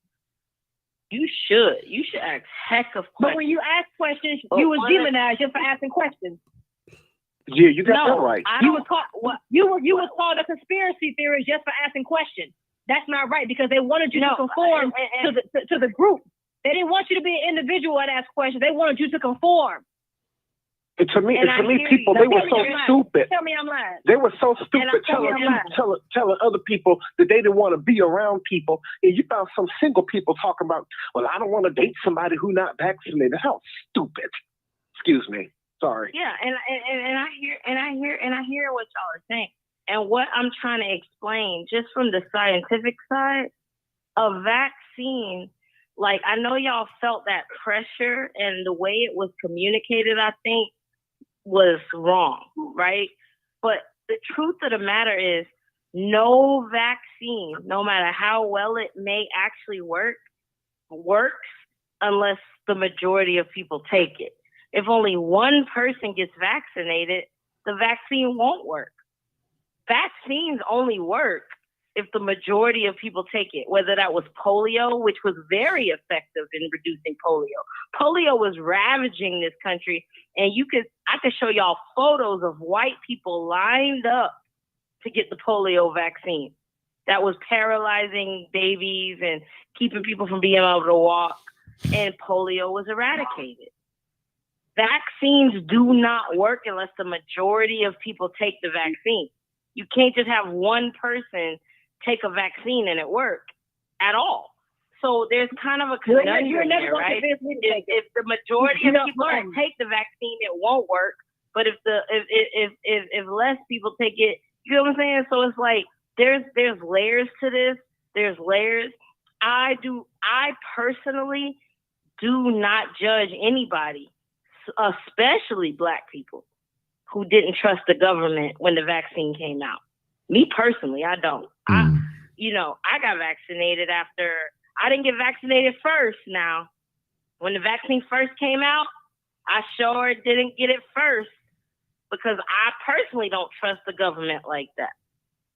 But I started to see like kind of the results, and like I looked at it from the scientific perspective, right? The results and how people were coming from it, you know, what was actually happening. And I will say I eventually did get vaccinated. I got the first vaccine, the second vaccine, and the booster. And I can attest to the fact I never caught COVID. My baby, who's a toddler, didn't get vaccinated because it's not approved for that age. And I would be very questionable about giving him that at that age. And he caught COVID. We both got tested. He was very sick for some reason, and I didn't know why. And I got him tested, and he had COVID. And even though I'm a mother of a small child who's cuddling on me and snotting on me and all these other things that babies do, he was infected with COVID. But with my vaccines, I never caught it. When they tested me, I was negative. When they tested him, he was positive, and that's why he was so sick. And I felt so bad because he was so sick. So why did you get a vaccine that didn't have any years of data behind it? I hear you. I hear you. But the polio vaccine didn't have years of data behind it, but it worked. It worked. Polio was ravaging this country and paralyzing people. And so my polio whole was thing a lot is different that from COVID. People were not falling out dead left and right from COVID. And I look at it from this perspective, because y'all know I have a critique of capitalism, right? So I looked at it from this perspective. If the COVID vaccine was something that was made to make money and get people like really, really rich, or like, you know, it wasn't given out for free, I would have questioned it more. But the fact that scientists came up with it and was like, give it for free. And I looked at the data for countries who accepted it versus countries who did not. And I saw the COVID death numbers for the countries that did not versus the countries that did. And the COVID death numbers were much higher for the countries that refused to take the vaccine. I looked at all that before I took it. I looked at all that before I took it. Yeah. But what about people who took the still caught it? Listen. So you didn't think nothing was suspicious? But again, I do not judge any person that chose not to take it, because I get it. I completely get it. But when I saw how sick my baby was, and I was not affected because I was fully vaccinated, and he was snotting on me, he was throwing up on me, he was miserable. I had to watch my baby be miserable with COVID and just crying, and I couldn't do nothing. I had to take him to the hospital. Yeah, I'm not. He had to get an IV for fluids because he was having diarrhea and throwing up, and he was so miserable. And just seeing my baby suffer like that. Meanwhile, he's throwing up on me. He's doing all this stuff, and I'm not affected. I got tested multiple times because I have to work and get tested, and I was negative. And my baby's But what about people who took the vaccine and still caught COVID anyway, like me? So it was a waste of my time, as far as I'm concerned. And my uncle died from the vaccine. And I get it, but the thing Nobody about wants vaccine, to talk about right? that. Like and I get No what one you're cares. saying with that, but the COVID vaccine, right? Vaccines work like this: when you take a vaccine, it doesn't guarantee you won't catch the disease, right? Like the flu vaccine. That's what they said, though. That's what they said. What it does is it reduces your rate. It reduces your rate of suffering more from the disease. So even though you caught COVID and you were vaccinated, I don't know if you went ahead and got the boosters, because they showed scientists do things like realizing that, oh, this first vaccine is not strong enough, we need more or whatever. If you didn't get all the boosters, I got all the boosters, I got everything. So I was like being thrown up on. I was being thrown up on, snotted on, and everything by a baby infected by COVID, and I didn't catch it at all because I got all the boosters. So some people didn't get all the Okay. But my point is is Look- that it means that it reduces your chance of dying from it. It reduces the fact Well, you're it's my still, time to the fact go. It's you're my on time to this go. podcast. Yeah. Erica, The fact you're on this podcast right now still talking, you will reduce Yeah. of your chances of dying from it. Erica, It's science, y'all. Erica. As a spiritual person, I'm very scientific. Let Martin speak. Thank you. Thank you. That's it for the night, people. I got to get up 5 o'clock. I got a record show tomorrow. So I appreciate you guys. I'll see you guys tomorrow. We'll be coming live, uncut, unedited. Actually, 3 hours and 49 minutes. Man, it's been a long winter. We're getting deeper and deeper and deeper. But I did learn some things today. So that's good too. So that's always a plus. I'm still behind. Erica sent me a video to watch. Finish this tomorrow. Yeah, we can. No problem. We can. But I want to do. Yeah, we got you. But listen. But this is what I want to do. I want to do the first half. Okay, the first half I want to do Brandon Johnson. Then the second half we go into this because I got to dedicate some time for Brandon Johnson. I'm not getting paid. I'm not on this payroll, but this is what I want to do. Okay, so thank you guys. Y'all already know what it is. You already know what it is. What is it? Live, uncut, unedited. This is where we Tell the truth and what? and shame the devil. Now this is me. I don't know about love you. being black. I love being black. Good night. Good night. Good night. Thank Good- y'all so much for the conversation. No problem. No problem. Good night. Good night. Good night. Good night.